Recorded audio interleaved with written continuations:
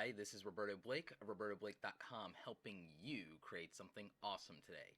So welcome to the March 2017 live YouTube Q&A. The Super Chat should be over here so you guys can ask your questions. Please share this out in social media. That would be amazing. And we're just going to go ahead and jump right into it. I'm going to talk to you a bit today about some new YouTube changes this morning. There are quite a few of them. YouTube is discontinuing some features. It's rolled out some other ones, and we're going to discuss that. To everybody who's new here, my name is Roberto Blake. I do YouTube Q&A once a month. I also do how to grow a YouTube channel videos on Fridays, and then 7 days a week I do awesome content to help creative people who are photographers, designers, artists, musicians. That's the kind of things that I cover, and I talk a lot about creative entrepreneurship. And I want you guys who are into the YouTube stuff to not think of YouTube as a job, but understand that it's an entrepreneurial venture. It's a business, and that's why unfortunately, it's a lot more challenging than just making cool videos and uploading them to the internet and hoping they go viral. So we've got Super Chat going on. I'm going to be answering your questions, and it's going to be a process here. So please hold on to your questions until I've covered the new changes, because the new changes to YouTube are going to be super important for all of you before we get into answering, doing the Q&A. You guys are saying the audio is low. Let me see if I can bump that up for you. Hang on. All right, the audio should be a bit better now. Is that better for you guys? And let's tweak it even a little bit more. Let's see what we can do about getting that volume just a little bit higher for you guys. That should be a lot better. What about audio now? Is the audio a bit better for you guys now? Because I'm using Wirecast, so you have to bear with me. I'm still getting used to that because I want to do cool things like Super Chat and the intro. Audio seems fine to you. I will be answering questions from people regardless of the Super Chat. For those of you who don't know, actually, let's talk about the Super Chat, because that's a new feature that not everyone is familiar with. And this is actually really interesting because it's a new way for you to monetize your YouTube channel. So I'm going to be answering a lot of your questions here in a minute. I'm going to get through new features first. And also I want to tell you about the features that YouTube is discontinuing. So one of the new features is the YouTube Super Chat. You see that over here popped out. What you'll see is toward the bottom of that, there is a little $sign there. And what this means is that if you have over 1,000 subscribers in YouTube, you can activate Super Chat. It's a new way to monetize. To do this, you first have to disable fan funding. Fan funding is another feature that is going away from YouTube. So instead of doing traditional fan funding donations, you'll have to use Patreon if you want to donate directly to YouTubers. However, when they're doing live streams, you can donate directly to them using the Super Chat. The way it works is based on how much you donate using that button. You get your message popped up on the screen longer than somebody else's, and it highlights it. So it'll highlight it with a color, and it will pop it up on the screen, and you can donate $2, $5, $10, however much you want, and you use Google Pay, Google Wallet for the Super Chat, but you can use that with any payment source, any debit card, credit card, PayPal, whatever you want. So that's actually really cool, and for you guys, it makes sense because if you have over 1,000 subscribers, you can monetize in this way by doing more live streams. This is something YouTube is doing to encourage more people to live stream. I also would encourage you guys to try out YouTube Live if you have over 1,000 subscribers, because YouTube Live is getting bumped in the algorithm. So this is different than Patreon, because with Patreon, that's kind of on a monthly basis or as you put videos out. But with this YouTube Live, every time you live stream, people can donate to you, just like with Twitch, for those of you familiar with Twitch and YouTube gaming. So YouTube Super Chat is kind of like a tip jar. So if you look over here on the screen, you should be saying Super Chat, and at the bottom, that's where they have the $sign, and that's where you can donate. Oh, so check out Albo just donated $2 and says, "What does this button do?" He just activated the super chat. Thank you. Check out Albo. That's pretty cool of you to donate. So that's a feature that all of you can use if you have over 1,000 subscribers to monetize your channel. If you don't have 1,000 subscribers, I've done several videos to help you get from 100 to 1,000 subscribers with the How to Grow a YouTube Channel playlist, so you'll definitely want to check that out. Oh, Geek Outdoors just donated $15. He says, "Thanks, Roberto, for inspiring so many people and changing people's lives." Thank you, Geek Outdoors. I super appreciate that. Pun intended with the super chat. But this is a great way for you guys to monetize your channels. This is a great way for you guys to have your fans be able to donate directly to you. My understanding with the way that YouTube does this with the payout is that it has the same payout threshold as YouTube AdSense, meaning that once you hit $100 overall, whether it's AdSense Pure, whether it's Super Chat, whether it's YouTube Red, or all of those things combined, once you hit $100, that's when YouTube does the payout, either direct deposit to your bank account or they mail you your physical check. So that is how the payouts are going to work. I believe with Super Chat that you actually keep 90% of your earnings instead of the 55-45 split that YouTube has on AdSense. So if you have 1,000 subscribers, I recommend that you do streaming once a week somehow. Maybe do Q&A with your followers. Maybe ask them what you want to do on a live stream. If you're a YouTube comedian, I would definitely say try doing improv. So that's going to be cool. I am going to get to your questions. I am going to talk about the rumor about the YouTube age gate thing. By the way, rumor, hashtag not confirmed, hashtag also a coder knows better, meaning somebody who wrote action scripts, somebody who's written PHP and MySQL stuff knows better. YouTube age gate is not what people think it is, but I'll get to that rumor much later in the live stream, much later in the show. I still need to get through features that YouTube is continuing and discontinuing. The Moss Family Adventures asked, does YouTube Super Chat merge with AdSense?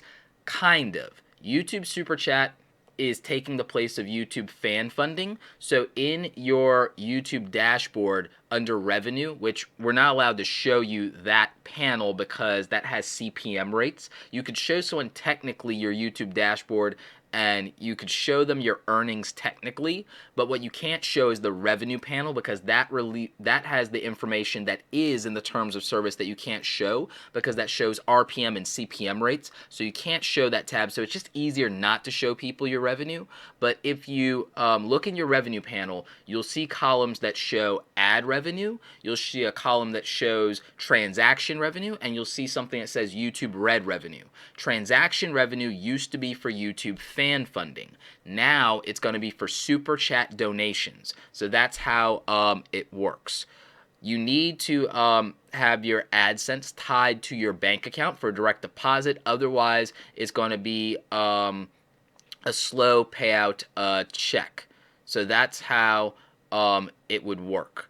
Now, the reason that they're discontinuing fan funding is because they want to use this to get more people to use YouTube Live, and they want this to kind of be like a tip jar that competes with Twitch and with Busker. So that's going to make a lot of sense. Now, you can use YouTube Super Chat if you have over 1,000 subscribers. What a lot of people are doing is they're using the new YouTube mobile app. Using the YouTube mobile app is something that they've rolled out for people with 10,000 subscribers, but they are slowly rolling it out, from what I can see, to people with just under 10,000 subscribers. Eventually, I think it will come to everybody. Maybe the cutoff will be 1,000 subscribers, just like Super Chat. So that's a possibility. YouTube Live is available even if you don't have 1,000 subscribers, though. Icini, thank you so much for $5 in the Super Chat. Icini says, thanks for helping me change the way I think. No problem. That's one of the things I really love doing. And again, I am going to get to your questions. Please do not repetitively spam questions, but I am going to get to them. I still need to get through letting you guys know how the YouTube mobile app is going to work. I still need to get through another feature that YouTube is turning off as of May. There's a feature that's going to be going away from YouTube that some of you might be using, and there's still a few new things to get through. So I want to get through that. YouTube just implemented another thing that might be able to affect your ad revenue on the YouTube AdWords platform where advertisers buy ads. They've enabled a new feature that they've rolled out of beta. Some of you may be familiar with an option under monetization for YouTube sponsored cards. This is YouTube shopping ads. Some of you might have noticed under your YouTube videos that there might be a shopping ad, and some of you might have noticed in your info cards that there are recommended products. If your videos tie directly to related products, advertisers can now buy sponsored cards and little sponsored shopping ads directly against them. And if your videos convert to a sale, you would actually make more money via AdSense. So this is what's called cost per action, which means that you will make money if someone actually buys a product related to these new Google shopping ad features. So this is something that Google has added to their ad network, which means as YouTubers, we benefit from it on the advertising side if you check the box for sponsored cards. So this is a whole nother way for you to make money on YouTube. So now between YouTube Super Chat with the donations that you can get and with advertisers wanting to buy shopping ads if you're doing product review videos, you now have a lot more ways to make real money on YouTube. So I think that those new features are super exciting. Remember, you can use Super Chat if you have 1,000 subscribers, and the way it works is there's a little $ button at the bottom of this chat window, and if you click on that, people can donate to you via Google Wallet. They can use any payment option that they want. It's tied through Google Wallet, and they can donate directly to you. They can donate $2, $5, $15, $20, what have you. So that is actually really more live streaming, making a living off of YouTube. So that's something that's going to help you guys. And then with more advertisers coming to the platform, the AdSense revenue should be increasing for you guys, and you should be getting the new feature for the YouTube shopping ads pretty soon.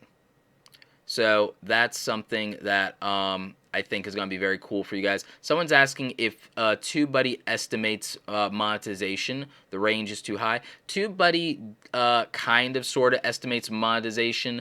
Social Blade is fairly accurate in my opinion.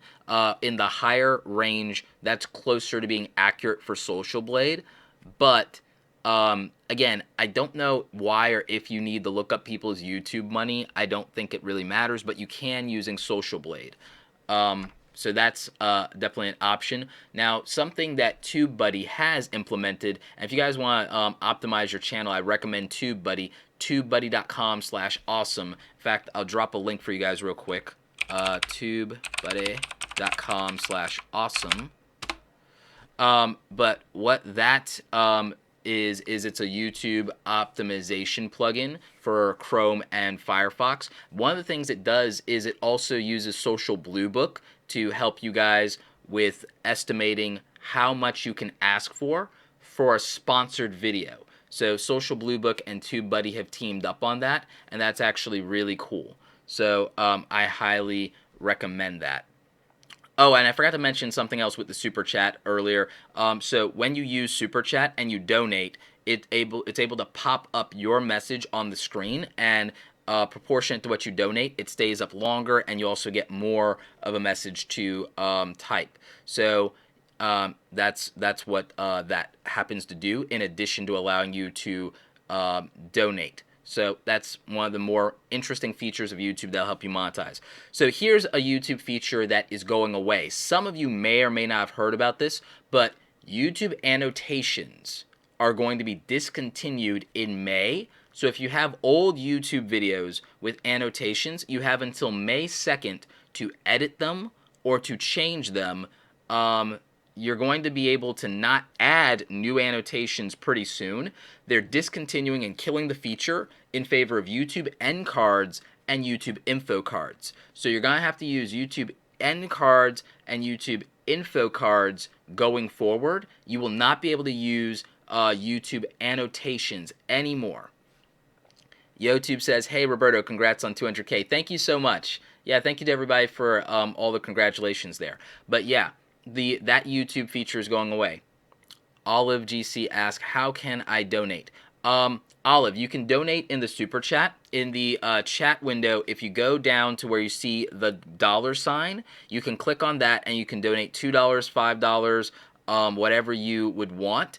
And that will pop up in the super chat along with your message, and it'll stay on screen for a while and everybody will be able to see it. It's tied to Google Wallet, and you can use anything that you want to donate, any type of payment option. So that's pretty cool.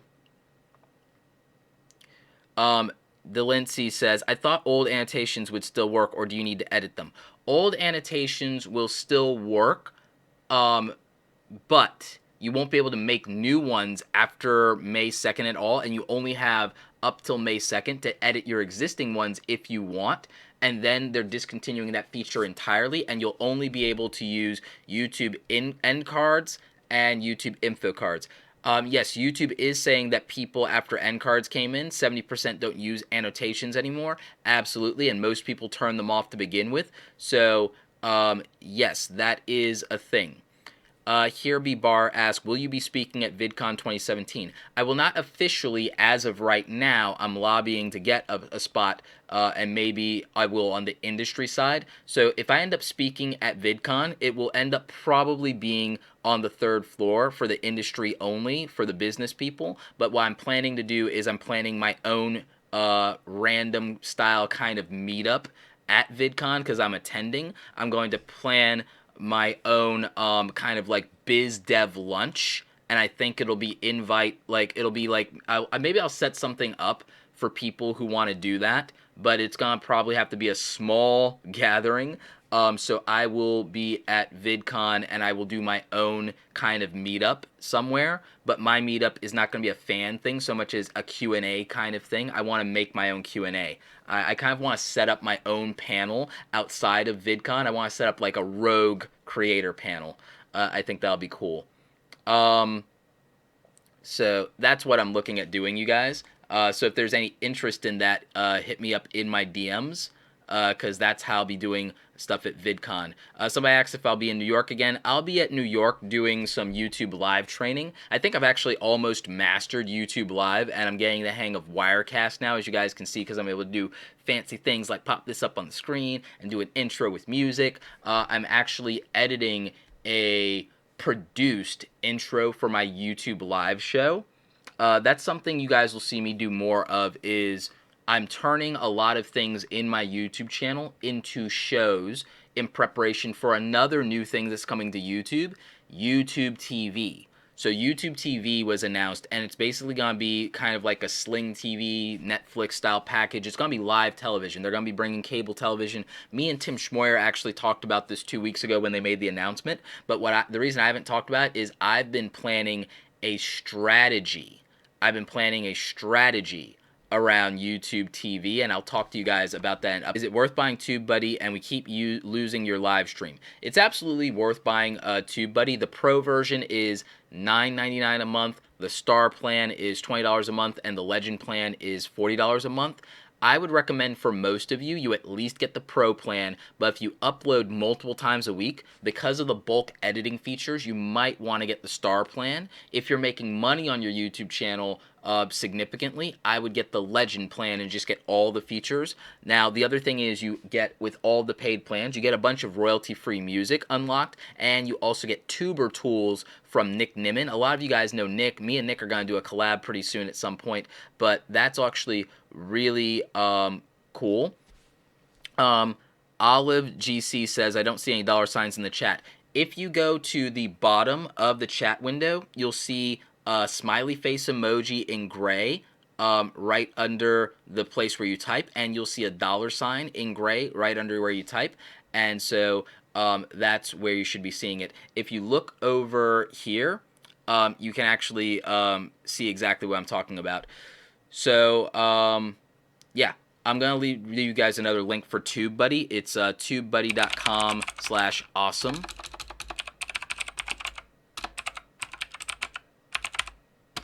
Boom. And that's where you can get TubeBuddy. But I think the bulk updates, I agree with Geek Outdoors, saves you hundreds of hours if you upload a lot. I will be talking about YouTube AgeGate. I'll be talking about that a little bit later in the stream. Guys, I'm going to stream for like maybe 45 minutes to an hour here, so trust me, I will get to that. But the bottom line is, it's not a thing. Mostly it's not a thing. It doesn't work the way they think it does. And it's because all the big YouTubers talking about it, none of them have a background in web development, none of them have a background in programming, none of them have a background in SEO, none of them have a background in advertising. What you guys need to remember about me is I'm not a regular YouTuber. I came from the industry first. I was a media buyer, so I was doing that because I was a marketing manager handling ads. So I understand how the advertising side works. I understand how buying ads work. And as an entrepreneur, I still manage people's advertising accounts for clients. And I was Google AdWords certified. I just haven't bothered to re-up the certification because I don't need it.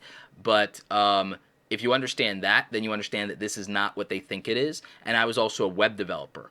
When I was working in corporate back in like 2008, I reverse engineered an early version of the YouTube player, the video player, from scratch using ActionScript 3.0, JavaScript, and tied everything to a MySQL database and implemented tracking and a way to actually serve pop-up ads and pre-roll and post-roll ads back in 2008, and I wrote that from scratch, and I was the main lead on that project. It didn't end up going anywhere, but we figured out quite a lot, and it taught me, before I ever became a YouTuber, a lot about how the back end works because we built one. So when these other YouTubers are talking about the YouTube algorithm, when they're talking about things like YouTube AgeGate, when they talk about AdSense revenue going down, I take it with a lot of a grain of salt because I understand where they're coming from, and it's not that they don't know YouTube, but they only have a user experience. I come from the world of working next to real programmers because I was an intermediate level developer, and I wrote Flash code, which was YouTube back in the day before Steve Jobs took it out of the Apple ecosystem. So I understand the coding side from an intermediate level web developer standpoint, and I understand the advertising and marketing side from being a marketing manager and a media buyer. So that's my reasoning. So again, I will talk about that. Somebody's saying they want a full link for TubeBuddy. Sure. TubeBuddy. Hang on. TubeBuddy.com/awesome. Boom. All right, so there you guys go.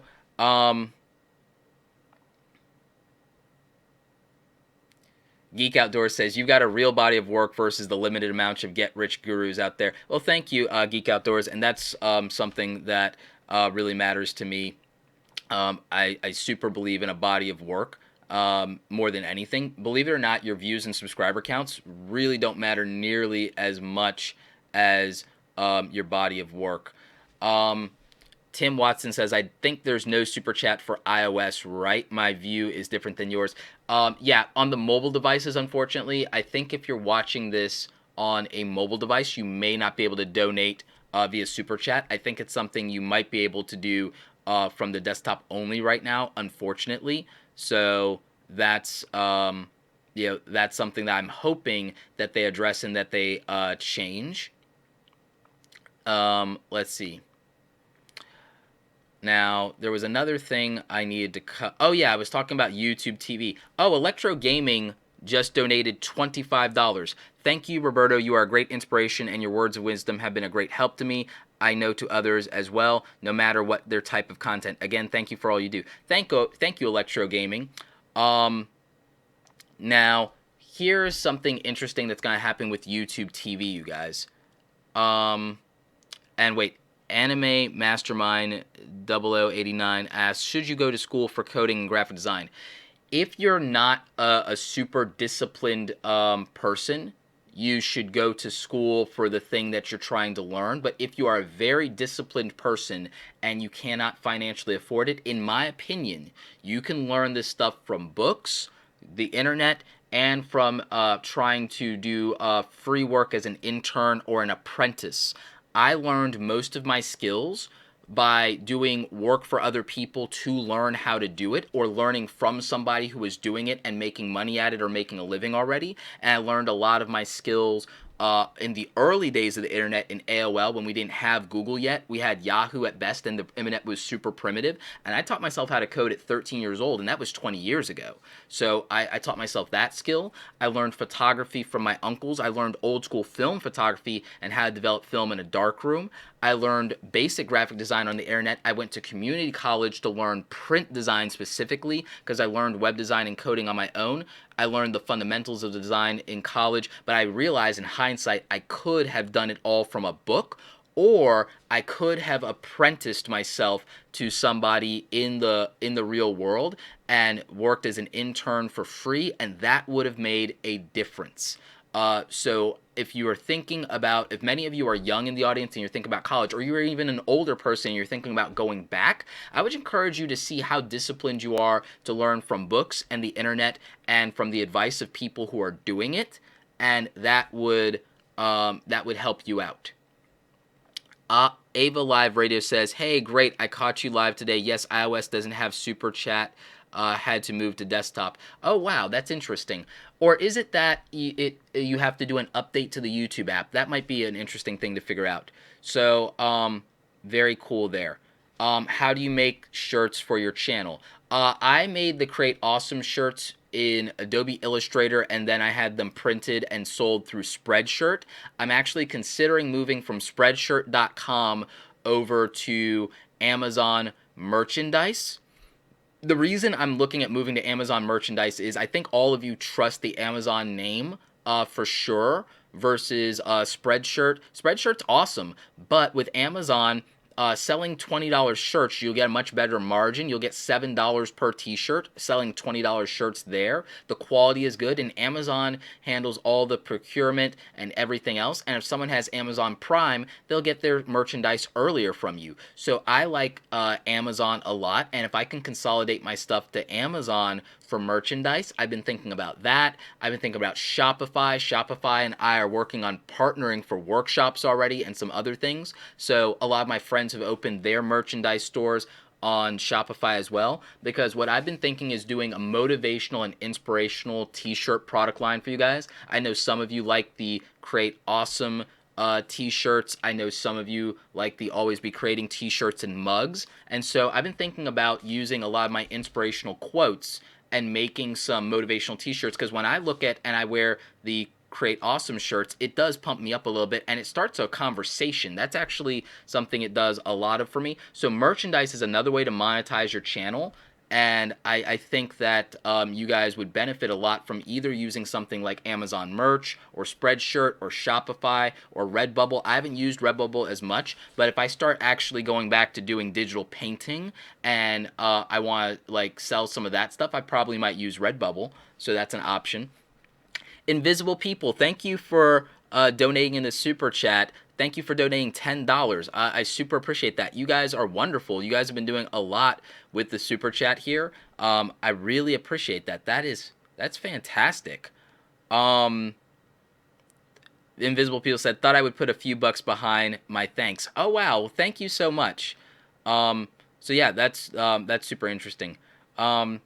And I was talking about, and guys, I am going to talk about YouTube AgeGate. I will get to that, but I'm going to talk about YouTube TV for a second, because a lot of the focus has been how to help you guys make a little bit more money. So I definitely covered Super Chat. I covered the new shopping ads that Google and YouTube are offering, and I also covered, there was another monetization thing I covered, and now I forget what it was. But YouTube TV is going to be a huge opportunity for you, not only to grow your channel, but there is a monetization angle that I'm thinking of for that. But you guys remember last year when I was talking a lot about strategy, especially in these live streams, that I talked about the importance in 2017 of making some kind of show for your channel. And with YouTube TV coming out, I think that's going to get very real very quickly. So give me a second here. Need those electrolytes. But yeah, YouTube TV. Me and Tim Schmoyer were talking about in a live stream about 2 years ago. Not 2 years ago. 2 weeks ago. We were talking about YouTube TV. And YouTube is bringing a Slingbox-style live television programming app to smart TVs and to mobile devices, and they're bringing the major networks, and that's going to be huge for you guys. Catherine Mullins says, any tips on starting a channel with 0 subs in 2017? Catherine, if you have 0, you will want to reference my growing a YouTube channel from 0 video. It has a lot of information for you to start out, and you should watch my How to Grow a YouTube Channel series here on the YouTube channel. That is the Friday playlist if you scroll down on my actual YouTube channel, and you'll find that there are 150 videos to help you start and grow a YouTube channel. That's a really good foundation for you. The 2017 stuff is going to be more about strategy. So if you have 0 subscribers and you're not making videos yet, you might need to go through some of the basics and learn some of the major components of the platform and the dashboard before this strategy that I'm going to outline for 2017 can even apply to you, because it's going to focus a lot around how content is going to play out. But if you're not already making content, you need to kind of figure out how to do that, and then you can worry a little bit more about this really strategic component that I'm about to drill down into in a bit. So that's just what I would say about that. And guys, please share out the live stream in social media if you have a quick second. I would super appreciate that. But here's what's going to happen with YouTube TV and why it's going to potentially grow some of your channels. So YouTube TV is not only going to be bringing television shows to YouTube as a platform and as an app, but the YouTube and Google AI, artificial intelligence, and the algorithms are going to recommend to people YouTube content that relates to the television shows that they watch. So what I think a lot of you can do is you can start looking at television shows that are on the major networks and start thinking about your YouTube channel and how does your YouTube channel relate to major television shows and major television networks. If your YouTube channel was going to be a show on cable television, what network would it be on, and what would be a related show in the lineup? That is what I would look at. Kabloosh says, hey Roberto, which microphone and camera do you think works best on limited budget? I started everything with a limited budget, and I'm going to drop a link where you can get all of my YouTube gear and recommendations, because maybe that would be helpful to you. Oh, we got another, no, that's not another one, that's an old super chat. So let's drop that link in. It's robertoblake.com/YouTube gear. And that's where you can see my gear list and recommendations. If you're just starting out, you'll notice that there's a webcam in there. It's the webcam that I'm using now. It's a Logitech. You can use a Logitech webcam. You combine that with even just a little bit of lighting or natural daylight from a window, and you are good to go, my friend. And with a microphone, I'm using the Audio-Technica ATR 2100. I had to boost the levels in Wirecast for you guys, because that might come a little low otherwise. Even with me using the gain from my mixer, that might be something you need to look at. I recommend, if you want really nice, clear, loud audio, consider the Blue Yeti. Consider the Blue Yeti Pro, actually, or the Blue Yeti. That's $99 to $200 of microphone. But I like my ATR 2100, which was about $60. So that's definitely some advice from you. But yeah, for YouTube TV, start adjusting your YouTube channel and thinking about it in the context of a real television program. And hey, what network would you be on if your YouTube channel was on cable television, and start doing like a mind map of what shows is your channel related to. Someone like Charlie from Emergency Awesome is going to do so well with this because his stuff, he does television show reviews for like the Marvel and DC stuff. So his Arrow and Flash and the DC shows are going to be recommending his YouTube channel if people are using YouTube TV. So all the CW stuff is going to really help him, and that's going to be huge for him. So the channels that I think are going to grow a lot from this, I think some of the family channels are going to grow as a result of this because they'll be related to content that's like on ABC and family programming and daytime television and soap operas. So they're going to grow from this, the vloggers. I think that a lot of cooking channels, that's going to be huge. Channels are going to blow up and the fitness channels are going to blow up. There's not as much content out in regular TV viewing that is related to gamers, but there is stuff related to technology. So gamers should probably start adding, and it would be another YouTube TV coming if they it would matter. Anime Mastermind says, what would you use to start a podcast? I am doing a podcast. I'm doing the Create Something Awesome Today podcast. I'll drop a link. You guys can get that in iTunes. I should drop another episode this weekend. I think I'm behind. But robertoblake.com/iTunes to get the Create Something Awesome Today podcast. We're up to 15 episodes. But I'm doing a podcast. I'm just using the Audio-Technica ATR 2100 and a Behringer mixer. So that's $100 to do a podcast. You throw another $100 at a webcam, and that's it. That's all you need. It costs $250 to do a video podcast, especially if you want to do that on YouTube, which, by the way, might be another great show opportunity for a lot of you guys. So that's what I would recommend. And if you go to my gear, I'll show you robertoblake.com/YouTube gear. You can find out all of my gear.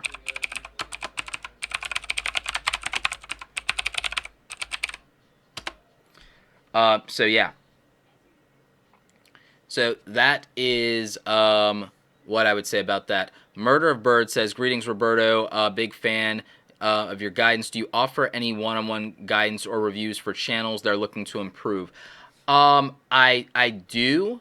I do, but the one-on-one consulting and coaching, because my actual company does a lot more of that with clients, and it's a little time-consuming. It's fairly expensive in terms of a package for weekly sessions, but individual sessions are a little less pricey. You can DM me on Twitter if you're interested in that.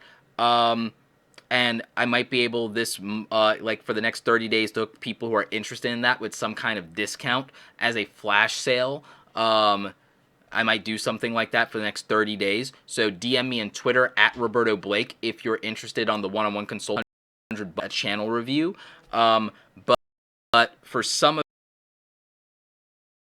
people into that group, and we've already got like 35, and it's pretty much invite only. So that's what I'm going to say about that. Sergeant Twinkletoes asks, Blue Yeti is decent for specifically podcast. It is, but it's also really good for YouTube live streaming. So, yes. The links are showing up. They should be showing up in the chat. Jesse B asks, is it disrespectful to promote your own channel using a bigger channel super chat, kind of like a paid promotion? It can be, but if you just post a thank you, someone usually reads your whole name out loud with the super chat. So it's the closest thing to a quote-unquote shout-out that most people are willing to do.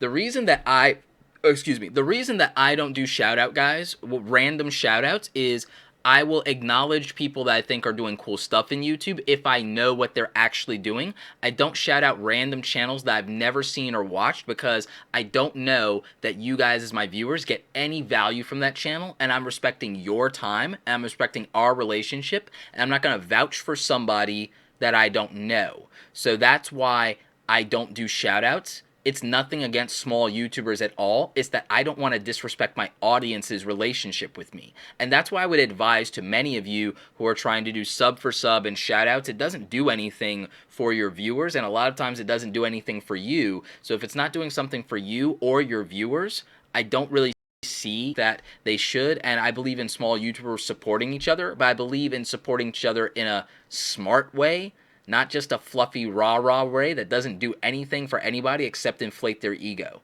or make them feel less discouraged. And I understand that a lot of small YouTubers feel discouraged, but that's because they're looking at numbers.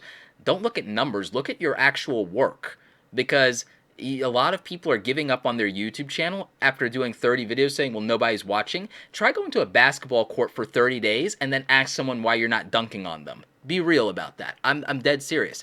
Like, play sports and then apply how hard it is to be good at a sport to YouTube, and then you'll stop being discouraged. And you'll realize, oh, I just really haven't given this a fair shot. And that would be my question. As for haters gonna hate. People who are bullying you, feel sorry for them. I feel sorry for my haters. I feel bad for them. Because one, I make hating a full-time job with the amount of content that I put out. So when I have people who are haters, I feel bad for them because they've robbed themselves of all the time and opportunity to actually create something and actually achieve greatness because they decide to waste that time hating on me and everything I'm building. Let me turn on some more light here. So, like, haters, more than anything, I feel sorry for them, and I'm grateful for all the attention and all the watch time and all of the value they're letting me siphon from them instead of investing that in themselves. So I'm grateful, and I feel sorry for them. And that would be my advice. So that's my answer.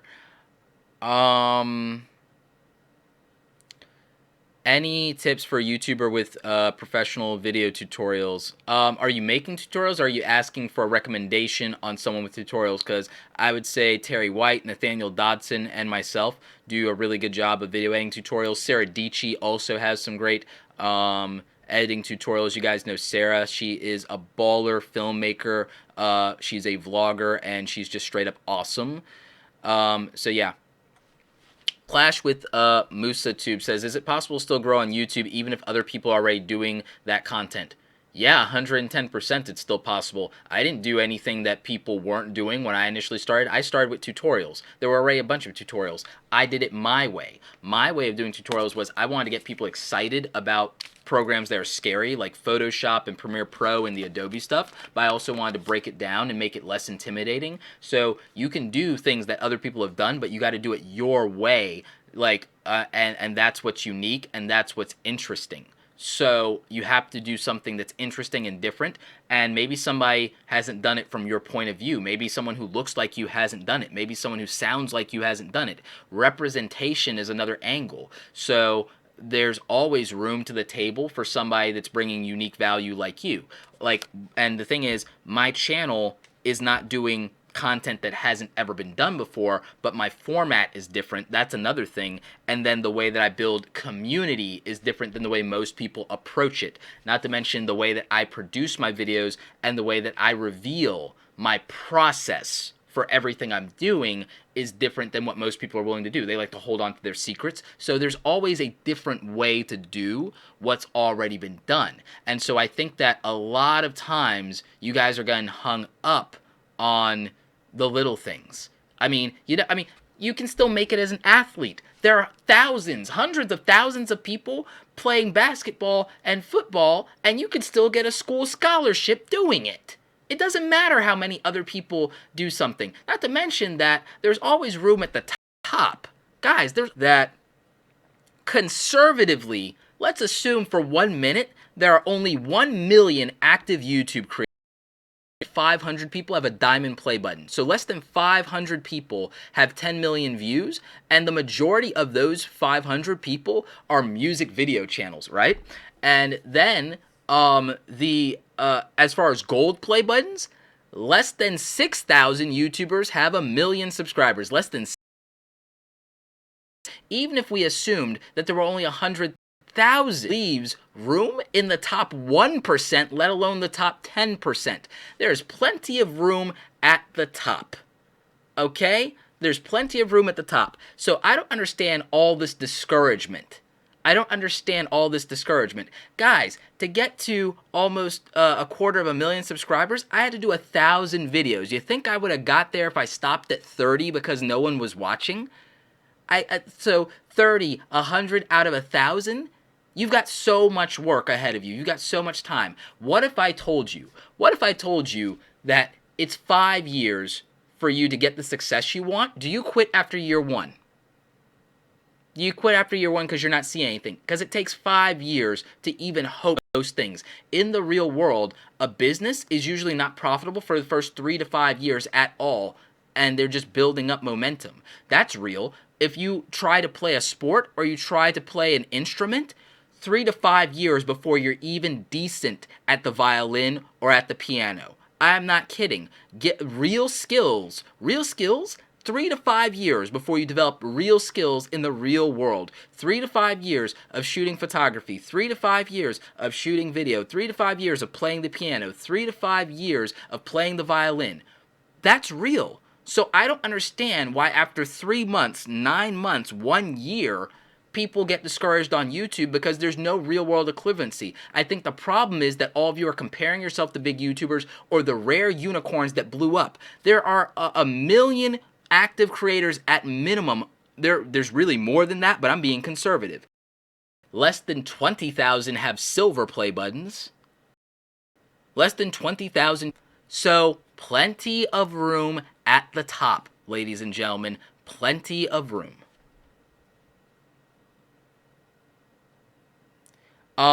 Kiva's World is saying, hey, here's a suggestion, let's all follow each other. Teamwork. That's not teamwork. That's not teamwork, because if all of you are following each other and none of you are interested in what you're creating, how does that do anything for any of you? It just wastes people's time. That's not the answer. The answer is not all this, hey, let's all use small YouTubers support each other. No, supporting each other is encouraging each other.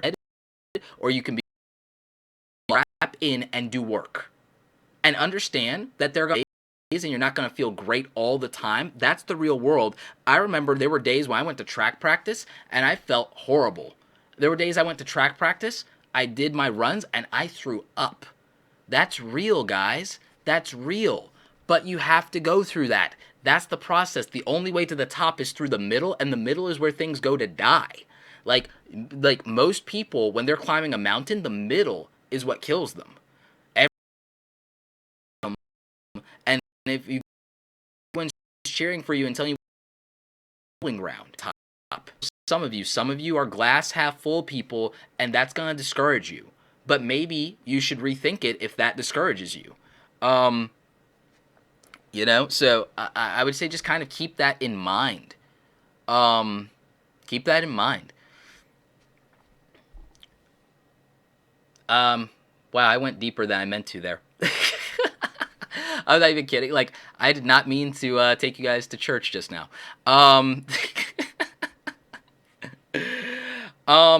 So, Emerald Mia asked, any tips for a gaming channel?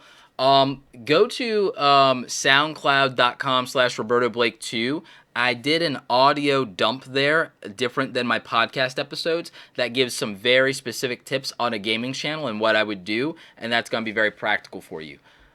So that's what I would recommend. Now, there was still some stuff that I wanted to cover. I was talking about YouTube TV. I actually gave you guys a pretty good strategy for YouTube TV already. The other thing with YouTube TV is more people from the networks are going to start buying advertising, and people who already advertise with television will be dumping cash into AdSense. So we should all see when YouTube TV launches, eventually we'll start seeing a bump in revenue from what I'm seeing and from what I understand. So that's going to be cool. More money, more money, more money.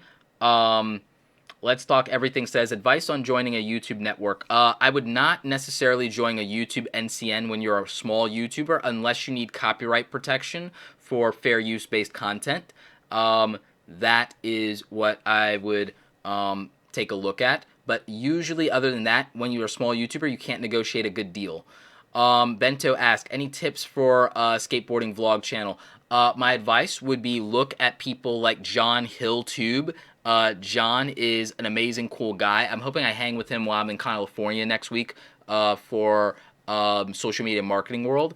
But he's a cool skateboarding YouTuber with over 300,000 subscribers. I would take a look and analyze his channel and try to understand what he did to be successful and what people like him did.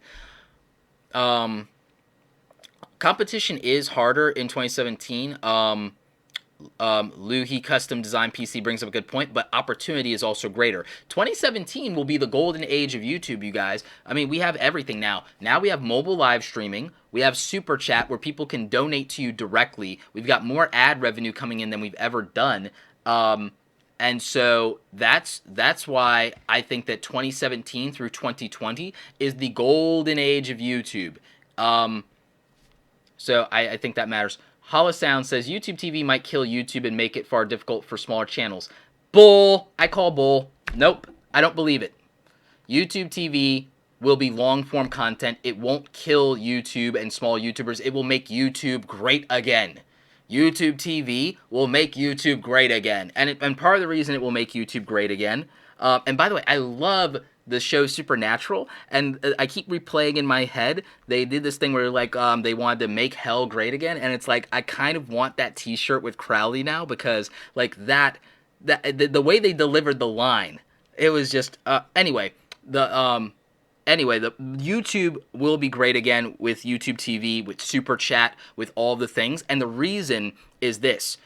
YouTube will enter mainstream awareness in a different way. I know some people are afraid of YouTube becoming mainstream media, but all digital media after 2020 will be mainstream media. That's why I think that people need to stop using the phrase mainstream media and stop attacking mainstream media, because in 3 to 5 years, guys, all of us will be part of mainstream media, because mainstream media will become this. The infrastructure is there now. 5G mobile broadcast is coming. Live stream is real. Live broadcasting is a technology that only the 0.0001% of people in the world had a decade ago. In the course of a decade, we went from only billion-dollar companies having live streaming to all of us having the power of live streaming. That's real. Okay? That's real right now. If you have 10,000 subscribers, and they're starting to roll this out to people with less subscribers, by the way, you can live stream from YouTube with your mobile device. Here's a hack if you don't have 10,000 subs, though. You can use Wirecast Go. Wirecast Go is a free app. Tim Watson just donated $5 in the Super Chat. Awesome. Thanks for all you do, Roberto. I always appreciate real talk. I've gotten tons more than $5 in value from your channel. Oh, wow. Thank you so much. I hope all of you have gotten more than $5 in value from my channel. I hope all of you have gotten more than $5 in value from this stream. So that's really cool. But, yes, YouTube already has way better programming than a lot of TV networks. And I'm going to get into that on numbers in a minute. Zaggy DK just donated $50. I don't think it's actually $50. I think it translates to about roughly $5, but it's whatever the currency in his country is. Thank you so much. I think that might be Denmark's currency. Thank you in whatever language is appropriate for that. I don't know. I wish I was multilingual. But he says, you and Nick Nimmin are my go-to guys when I need inspiration for my gaming channel. Started in January. Now I got 350 subs, and I love doing vids. 350 subs since January is tremendous. D-Dog, I'm not talking about live streaming on YouTube in general. We're talking about the YouTube mobile app. You need 10,000 to live stream on the mobile app, unless you're using Wirecast Go to use the new YouTube Live mobile app. So we're not false on that. The desktop, you can do it with, even with 100 subscribers, you can do the desktop live streaming. You need 10,000 subscribers to do the YouTube mobile app, and you need 1,000 to activate Super Chat. So that's what we're saying when it comes to YouTube Live. So, and Dale Vita a la Vita says, is it better to upload straight public or private then public? Private and then public, because it starts up the countdown in the algorithm. So yeah, that's how that works. And you say talk. So that's thank you in Denmark. So that's cool. So what was I saying about YouTube TV? Oh yeah. So all right. So YouTube and digital online media will be mainstream media over the next 3 to 5 years, because YouTube, based on data and based on the billions of minutes of watch time per month, is overtaking television viewing. So that's real. If you're already getting more watch time than television, more listen time on podcast than traditional radio, then it means digital media is pretty much right now mainstream media based on data, not on perception. So YouTube TV will not hurt small YouTube channels. It will make YouTube great again. And I'll talk about the music thing in a minute, because that's actually going to help Oliver Pecora. But we can't keep the narrative as YouTubers of attacking mainstream media, because we will be mainstream media in 3 to 5 years. All of us, digital broadcast, digital television, the blur is going to just whoosh, and the line is going to be gone in 3 to 5 years. This will be normalized in 3 to 5 years. So that narrative sets us up for failure. So we have to get off of that. And we can't say new media versus old media, because the internet is over 25 years old. Okay, the internet's almost 30 years old. The internet's almost as old as I am. So that's going to be problematic for us if we keep framing the conversation without that nuance, and we will lose money as creators if we keep that narrative. So what I want us to do is to stop with that and to individualize things. And I know it's easier to just compartmentalize and categorize things, but keep in mind that, and by the way, Wirecast Go is only available on iOS, but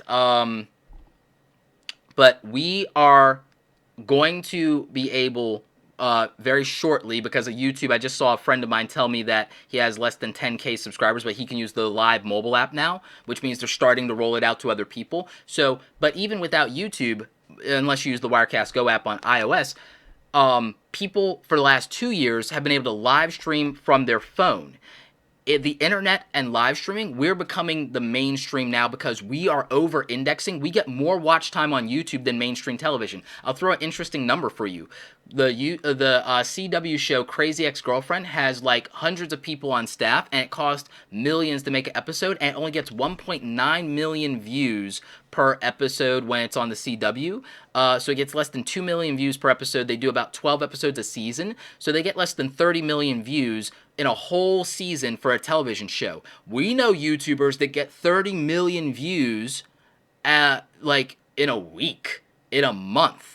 So for a whole season, they can't get that, and that season is spread out over a quarter or two, and there are YouTubers that get that month to month. So YouTube and digital is already over-indexing off of TV right now. So YouTube is overtaking TV right now. So YouTube is mainstream media on data. Purely on data, it's already mainstream media. So we can't say mainstream media anymore. And now that mainstream media is buying into digital with YouTube TV and Hulu and other platforms, the line is gone. The line is gone. And now it's just a matter of people emotionally and in the narrative accepting that, because the data is already in. The data is already in. Netflix will not hurt you. YouTube TV won't be hurt by Netflix, partly because of their exclusives, and also because of their vast inventory. And also, let me really quickly talk about the public versus private countdown on uploading your videos, and then I'll talk about small YouTubers and YouTube TV. So, yeah, you can live stream with 38 subscribers, but you can't use the YouTube Live mobile app with that many, and you can't use Super Chat to get donations with that many. Super Chat donations, you need at least 1,000 subscribers, and then you can enable this, and it's a new monetization feature, and then people can donate to you like they do with Twitch for gaming, so that's really cool. So yeah, it's the golden age of YouTube. This is the golden era. I wish I had my sound effect to cue up, because I could cue the Hallelujah thing.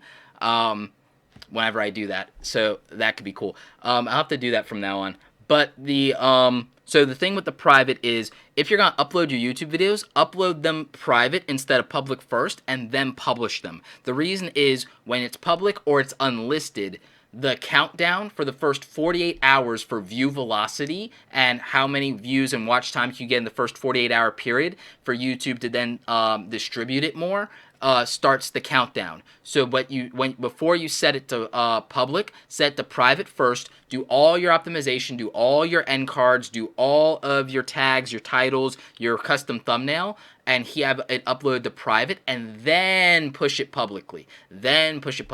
Turn on all your monetization options, double check everything, and then push it public. So I turned my default to private for my YouTube uploads, and then I push the button to publish it.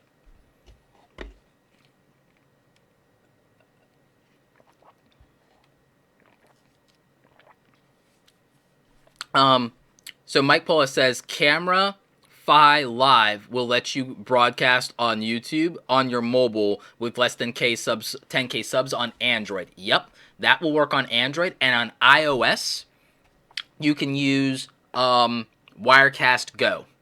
So that's awesome. And apparently on Android, you can do the super chat, which means that you can get donations from your subscribers. If you have 1,000, you can enable super chat in your monetization options. So in the features, you can turn on super chat if you have 1,000 subscribers, and that's another way to monetize your channel. And then if you're doing like monthly or weekly live streams or on occasion, it's another way for you to start making real money on your YouTube channel. I think in our super chat so far today, we might have actually hit close to $100. So if you're a small YouTuber and you start live streaming, it's possible, even with a small following, that you could start making the money to get a payout for YouTube. Super Nardful asks, is scheduling the upload okay? Yes, absolutely. The Vlog Guru says, for a small YouTube channel, is it better to go with YouTube Monetization Network or go with another network? Go with YouTube AdSense, because when you're a small YouTuber, the networks don't really help you that much. There are a few that do, but most of them do not. The only reason, in my opinion, to join networks are for if you need media access and they're tied to a media outlet, sure, or if you need copyright protection. So that would be my answer. The Blue Dinosaur is, hey Roberto, what is the best way to advertise your channel to get noticed? Don't buy advertising unless you're selling something. That's number one. Do not buy advertising. Some of you want to buy Google AdWords to promote your channel, and that's good. At least you're not trying to buy fake views and subs. So I respect people who are trying to use AdWords, but it's not a practical thing because most people won't go to a YouTube channel on that. The only exception is if you're a subject matter expert or a tech reviewer, ads could make sense because your monetization strategies are different. But if you're not selling a product, there is no point as a small YouTuber in you buying ads to grow your channel. That's not practical if you're not selling anything. And I don't mean selling t-shirts or merch either. I mean selling a real product or a digital product. So that's just not practical. And the thing is, you guys need to stop worried about getting noticed. Getting noticed is meaningless if the right person doesn't value what you have going on. If you wear a really like crazy zany flamboyant hat or t-shirt, I might notice you, but it doesn't create context that makes me want to walk over to you, and it doesn't make you more approachable to me. If anything, it might scare me off. So this whole getting noticed thing isn't the answer. It's not about getting noticed. It's about getting the people that your target market is to understand what you deliver for them. And that's not the same thing as getting noticed. You need an actual discoverability strategy. Is this smoothie still good? Yeah, this smoothie's still good. So you need an actual discoverability strategy. It's not about getting noticed.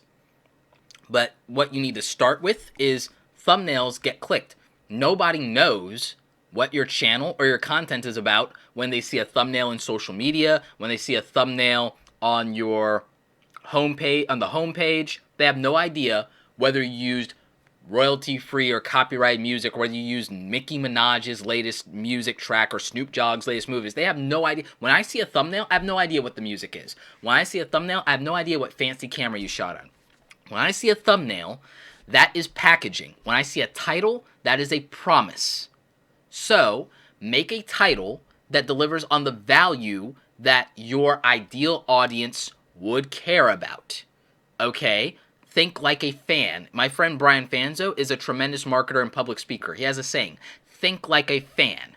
look at the channels that you subscribe to in your genre. Look at the videos that you clicked on the most or that you watched over and over again and analyze them. Reverse engineer. Walk backwards from, as a fan, why did that get my attention? As a fan, why did I click on that?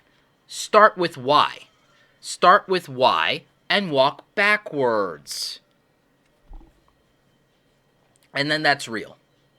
So that's what I would say about that. Roberto, what should a channel be based around? What should a channel based around promoting channels do to get promoted? Check out Alboe. I would say that it should be an interview-based thing because that's a value proposition. Maybe it should be tactical and have tips. But if it's going to promote other people, then that's called an interview show. So I would look at what podcasts do, and that's what I would work on. Someone said, could you share that strategy? I already did. I did a whole video that says, here's my secret YouTube strategy, so it's not a secret. I did that video. It's up on the YouTube channel, so keep moving forward. I would recommend checking that out because I actually broke down my entire discoverability strategy and also how I utilize evergreen content and how I think about what you guys as viewers want and need, and that I actually poll you guys on Twitter every single week, and that I review the comments, and that I collect the comments that are questions into a spreadsheet. That's what I'm doing. But I broke that down, but also I work on making the best thumbnails I possibly can. If I find a designer that I'm comfortable with that can replicate my style, I might give them my templates, and I might just outsource making my thumbnails in the future. But making my thumbnails, I made a system that makes it so easy. I might not even bother doing that because I could just do it myself in like 5 minutes now. What do you use to edit videos? I use Adobe Premiere Pro, and part of the reason that I use Adobe Premiere Pro is that I plan to hire other editors. I've actually contacted 2 people that I'm going to use in the future so that I can double up on the content. So to double up on the content, I need someone to be able to give me a project file and work with the same files that I have. I ship them a hard drive, or we use Dropbox. And so I need to be able to work on the project that they just worked on so I can tweak it to perfection. You can't do that with Final Cut Pro. Final Cut Pro is for solo editors. If you want to have a team at any point, you have to use something like Adobe Premiere Pro because of project files and sharing libraries. So that would be the answer. CPA Strength says, hi Roberto, I've been watching for about 6 months. You really give great tips on growing your channel. Thank you. Yeah, no problem. Advice for staying motivated. Advice for staying motivated. Ignore your numbers for the first year or two and stop looking at other people's numbers and comparing yourself. That's how you stay motivated. Because what's demotivating all of you is you're comparing yourself to other people. What's demotivating all of you is you're setting arbitrary goals about your subscriber counts. Oh, I want to get 1,000 subscribers in 2 months. Oh, I want to get 10,000 subscribers by the end of the year. That's arbitrary. Why does that number matter, and why is that number by the end of the year matter? Oh, it's a goal. How about you make the goal, I want to make 200 videos my first year so that I understand how to make really good videos and I get comfortable on camera. That's a real goal, because a goal should be predicated on work, not outcome. A goal, the outcome is irrelevant. The outcome is a result and a byproduct of the work, so the work has to take precedence. I know a lot of people don't preach that. I know it makes some people uncomfortable, but work is work, guys. Work is work, and work is the only thing that produces a result. So if you're just trying to hack or cheat your way to a result without doing the work, when it comes time to show up and do the work, you're going to get punched and have a glass jaw, and nobody wants that. It's a mess. D Lovely Life just donated $5 in the super chat. I've been hustling big time following your advice and gained 325 subscribers in 1 month. Increased watch time dramatically. Going live next. Thank you. Absolutely. D Lovely Life, use live streaming. It is tremendous, and you've already seen that once you get to 1,000, the super chat is going to be a great new revenue stream for you as a small YouTuber. So I definitely would encourage you guys, if you have 1,000, to do super chat. Chance Norris is asking, how do you donate? So in the super chat box that you see over here, there is a button next to the smiley face at the bottom that has a $. Dollar bills, you guys. So you can click on that. You can use Google Wallet, and you can use any payment method that you want. And that allows you to donate to Super Chat. And it also pops your message up on the screen, and I will read it out loud. So that's how that works. And for you guys who have 1,000 subscribers, you can use that feature. It's a great revenue stream for YouTubers that are trying to grow. And I think if you start doing more live streams, you can actually probably make more money doing YouTube live streams on that than you normally would through just AdSense. Not to mention you will get better watch time. Sergeant Twinkle-Toe says, do you have any helpful tips to improve commentary? In the title, challenge an assumption, and in the thumbnail, probably use a really good thumbnail. And if you're doing commentary, I assume you're commentating on the YouTube community, you'll have to probably use, I hate clickbait. Try to make something click-worthy instead of clickbait. Deliver on the promise as quickly as you can, and then move on to the next thing. And that's what I would recommend to make commentary better. If you're talking about the actual commentary itself, structure it. Have a plan and have key points that you want to hit in your topic. That would be my answer to that. Roxanne's Life says, would you say that YouTube is a job? A lot of YouTubers say that. When YouTubers say YouTube is a job, I want to punch them in the gut. I'm not even kidding. When people say YouTube is a job, I want to punch them in the gut. There's no W-2. There's no healthcare plan. YouTube is an entrepreneurial venture. Okay? YouTube is entrepreneurship. And the reason that probably so many people try it and they can't make it full time is because they're likely people who would not have been successful entrepreneurs. Because entrepreneurship is a mindset and lifestyle. It's not something that everybody is built for. You can learn entrepreneurial tendencies and strategies and habits, and you can be successful as an entrepreneur without it being in your DNA that someone else has had. But someone with entrepreneurial DNA that works hard enough is going to have an advantage and is not going to need as much hand-holding, as much motivation. It's like they're not going to struggle probably nearly as much. And that, I think, is why some people fail at YouTube, is they try to think of it in the context that they would think of a job or even a side gig instead of what it actually is, which is entrepreneurship. When you do a YouTube channel, everything is on you. Everything is on you. Everything is your fault. It's your responsibility. The platform is the platform. That's just like the market being the market. That's entrepreneurship 101. And that's why everyone likes to blame YouTube when things aren't going well for them. That's like blaming the market. It's like, really? You're going to blame the market? You're going to blame the consumer? You're going to blame the customer? Like, that's a problem mindset-wise. And so that's why people are struggling. Oh, check out Albo. Thank you so much for another $5 in the super chat. Really appreciate that. So that's what I would say it is. It's entrepreneurship, and I think that a book that all YouTubers should read.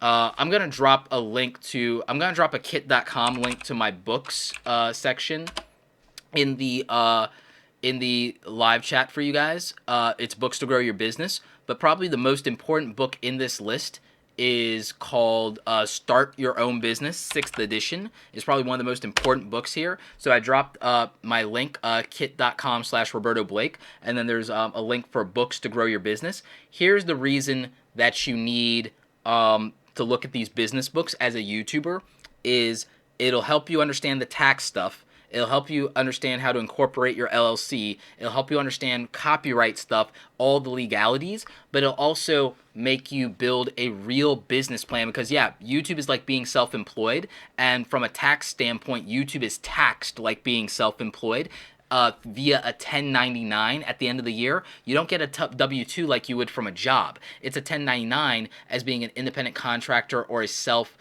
employed person. So then it goes like that. And if it's like that from a tax standpoint, then you should be thinking about that entirely from a business standpoint. You should build a real business plan. You should have a marketing and distribution plan, a strategy. You should have your own standard operating procedure, which is like my checklist in TubeBuddy for uploading videos. That's like a standard operating procedure. That's like a real business thing, you guys. That's like a real business thing. So, I mean, that's how it is. Know It Fast says, hey, Roberto, quick question. I'm optimizing my videos, tags, thumbnails, tags, but I'm not getting enough views. I'm using all the strategies most. I'm also working hard in editing my videos. You didn't mention descriptions, but I would assume you're maybe doing descriptions. Also, I would say it takes time. Remember, it's not overnight. It's not overnight. I mean, you see that number? You see that number over there?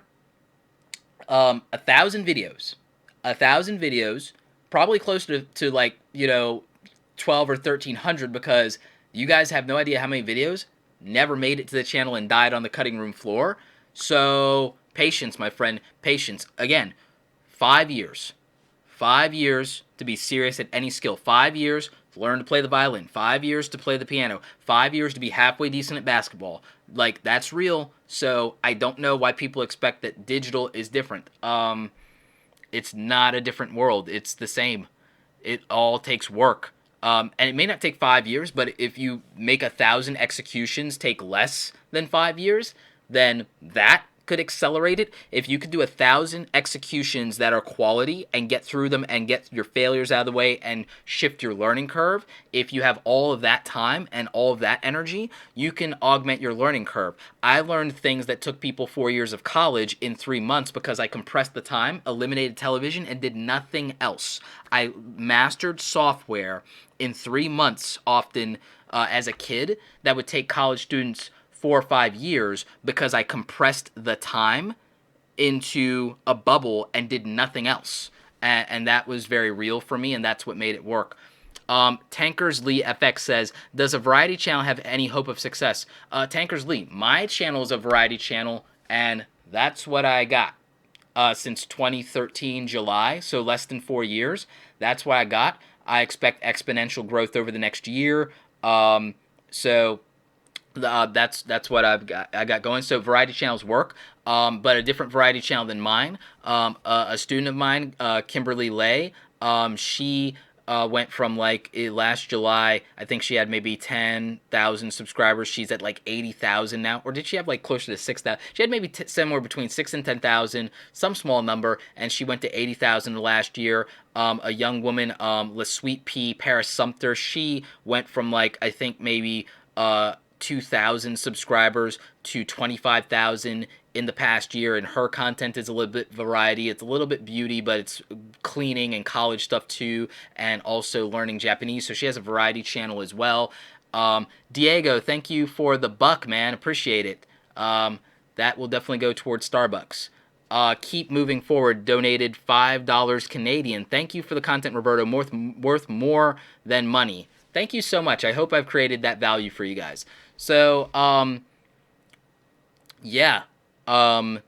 Chance Norris says, has your channel ever been temporarily suspended? No, because I do educational content, so there's little chance of that. I don't curse. I don't have controversial topics. So, no, my channel hasn't ever been temporarily suspended. The way you want to avoid that is think about what would be advertiser friendly, and don't do copyright content if you can avoid it. If you are going to do stuff that's copyright but might be fair use, then you might need a multi-channel network. It's why I won't say multi-channel networks are the devil, even though some of them probably are, is because in some cases they help YouTubers avoid copyright stuff. Some of the MCNs that are big enough have agreements with big media companies that help insulate creators. So if you're doing fair use style content, TV and movie reviews, that kind of stuff, maybe they help protect you. And so there's a place for multi-channel networks. I just don't believe if you're a small YouTuber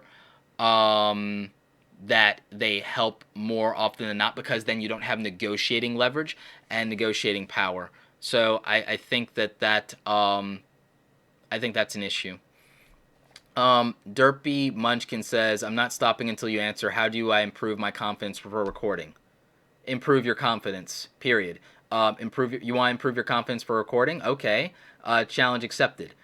You're going to have to get over it. You're going to have to record. You're probably going to have to do live streaming because you're going to have to accept failure and you're going to have to accept your nervousness. And if you can't do that, then it's not going to work. There's no secret to improving your confidence except facing your fear. What you're really asking is, how do I find courage? Confront your fear. Go into the cave. Face what you're afraid. You know what's going to wait for you in there? Only what you take with you. That's real. Okay? You know what? I suffered through most of my teenage years with anxiety, like almost crippling anxiety. You know how I got over it? I had to interact with people. I hated public speaking. Do you know why I hated public speaking? Fear of rejection and my overwhelming social anxiety. I suffered from crippling social anxiety, and no one believes me. But now I do public speaking. I go out to events. I go out to concerts. I live stream in front of you guys. I was on Instagram live streaming and eating a burger, stuffing my face. Actually, it was a chicken sandwich, stuffing my face at Sonic's last night in the middle of the night, and live streaming in Instagram. And that confidence came from thousands upon thousands of executions of confronting the fear of my anxiety and the fear of rejection. There's no shortcut. None. So that's the real answer, is that you will have to face your fear. The thing that you're most afraid of, you will have to confront that, because that's on the other side of that is what success is. Success requires you to face all the things you're afraid of. And that's just the truth, more than anything. And it's why most people are not successful, because that's hard.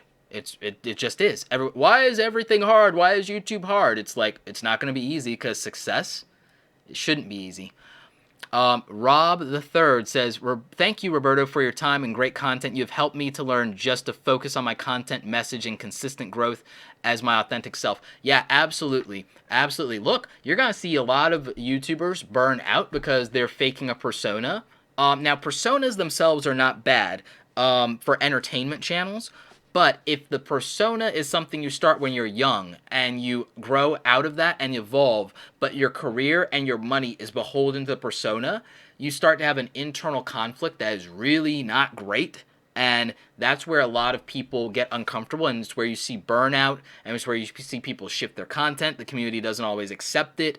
So that is an issue, because people are doing what they think will make them popular instead of just being themselves and getting whatever comes from that.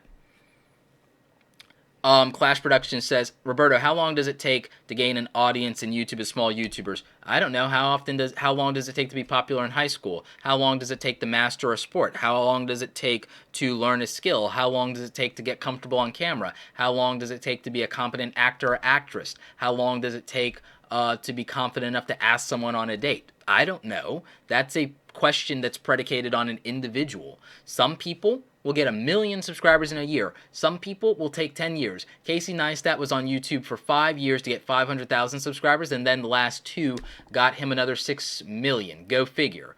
It's all predicated on the individual. There's no magical answer for how long something takes. There is none. So that's just real. Sergeant Twinkle Toes says, "You give the best advice. I would love to donate more, but unfortunately I'm running low on the dollar bills." Nice.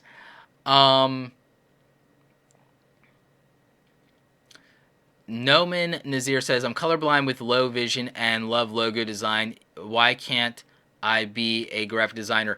Because you might not have the physical visual acuity skills that are necessary to be an executioner of design. So I would consider becoming a creative director or an art director that manages the creative vision and the ideation, the ideas, the concepts, and then has someone physically as another pair of hands that has the eyesight handle that. That's super unfortunate. I'm so sorry that you have that disability. But you don't have to give up your love and passion for creative. You just have to shift your perspective and be a creative and art director instead. And then you can still be part of the industry. So yeah. Keep it moving forward. It says, "It's scary to put yourself out there. 3 months in, and I'm finding more support doing so than expected. Yeah, you can be pleasantly surprised. But that is something that you have to take a risk. Success comes on the back end of risk. No risk, no reward, as they say. No deposit, no return. So that's something that I think matters. Violet's practical help. Do you actually equalize your voice when you live stream or record? If yes, do you equalize through external microphone or on the computer? I try to with a mixer. It doesn't always work out perfectly, but I do have a Behringer mixer. It's a cheaper one. Maybe I'll upgrade, but this works just fine. It's like a $50 mixer. And I think that's a pretty cool thing to use sometimes. I have Wirecast here, and it looks like my levels are mostly equalized, and it helps me control the volume. I've bumped it up a few decibels for you guys so that the live stream isn't quiet and you don't have to turn the volume all the way up.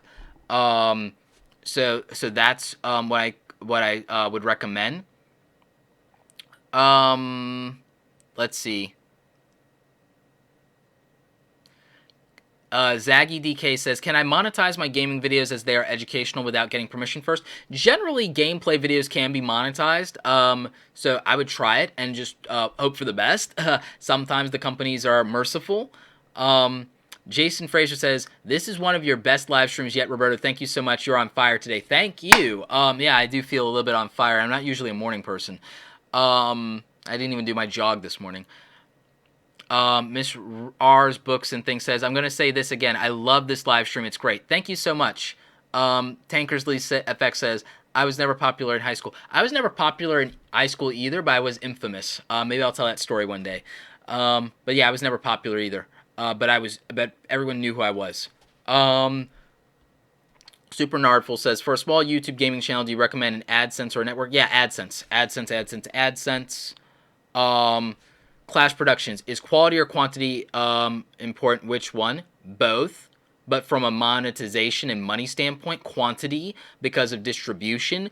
Once you have a certain level of quality, you're supposed to scale in quantity because that's how productizing works. So from a product standpoint, that's how that plays out.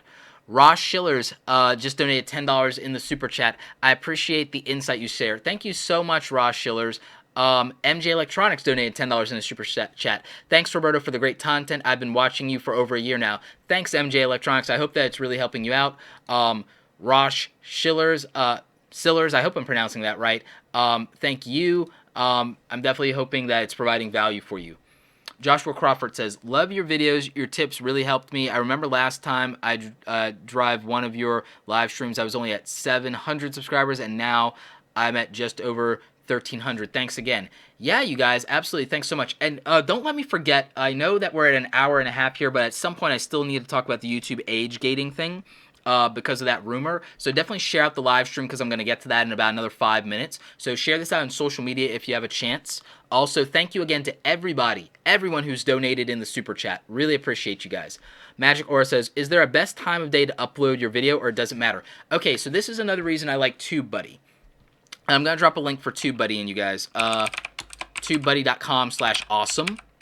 You'll want to get this because, and that's my affiliate link, the time of day is dependent on your channel and your viewership and your part of the world or who watches where. So it means that it's on an individual channel. The reason I like TubeBuddy is TubeBuddy uses my data to give me tips and information, and TubeBuddy can tell me what the best time of day is based on my audience specifically and nobody else's. Based on when did I get the most views based on all the times that I upload. So it uses my real data. So I would say use TubeBuddy because there's no magical day of the week or time of day. It's your viewers. It's your community. And so someone who has a young audience, it might be different from someone who has an older audience that needs to get off work versus getting off school. So that's going to matter. It's going to be your data. So that's what's important. It's about your individual data. YouTube is so much an individual experience. That's why I relate it to entrepreneurship, is because it's different for everybody. There are baseline tactical things that I share with you guys and strategic things that work across the board. That's where my YouTube Friday advice videos come in, and also my video production and video editing tutorials on Wednesdays come in, and my branding stuff throughout the week. The reason that, like, I know a lot of you usually only tune into the live streams and the Friday stuff for YouTuber advice, but if you look at all the content on my channel, from the how to make money online stuff to the design stuff. The design stuff will help you with your thumbnails and your channel artwork and your motion graphics titles and doing intro, and the tech videos and software videos will help you use things like Wirecast and OBS and do fancy live streaming and put up things like Super Chat up here and things that can help you. I'm literally also going to probably drop in a sound effect at some point so that whenever you guys donate money in the Super Chat, I can go big money and like push that button and it'll like, you know, do a cha-ching sound, because things like that are cool. But those things won't be on my Friday YouTuber videos. Those are in my software reviews. They're in my technology stuff. They're in my branding and design videos. I do motivational videos sometimes in the middle of the week. I do videos on the camera gear and production stuff on Wednesday, and the photography stuff, and all those things help you build a better channel because they're part of being a creative entrepreneur. If this channel as a whole has a theme, it's creative learning, creative business, and creative jobs and entrepreneurship. So if you are a creator on YouTube, you're a creator, which means that you are a creative entrepreneur. And so I've done a ton of content that can help you because it adds up. Everything I've ever done is what added up to me being able to do YouTube really well. And what I like about YouTube is I get to throw all my skills at it. And so I'm helping you develop those same skills. That's the whole kind of point. So, yeah, that's what I would say. Miss R. Brookson thing says, I'm not sure if you addressed this, but how high on the list is consistency in content creation and publishing? Ho, ho, ho. Consistency is king. Like, consistency is like king. Consistency in general, the straightest path to success. The straightest path to success in anything is consistency. Athletics, sports, YouTube, business, marketing, speaking, general human interaction, consistency. Oh my God. That's a thing. Okay. So that's what I would say.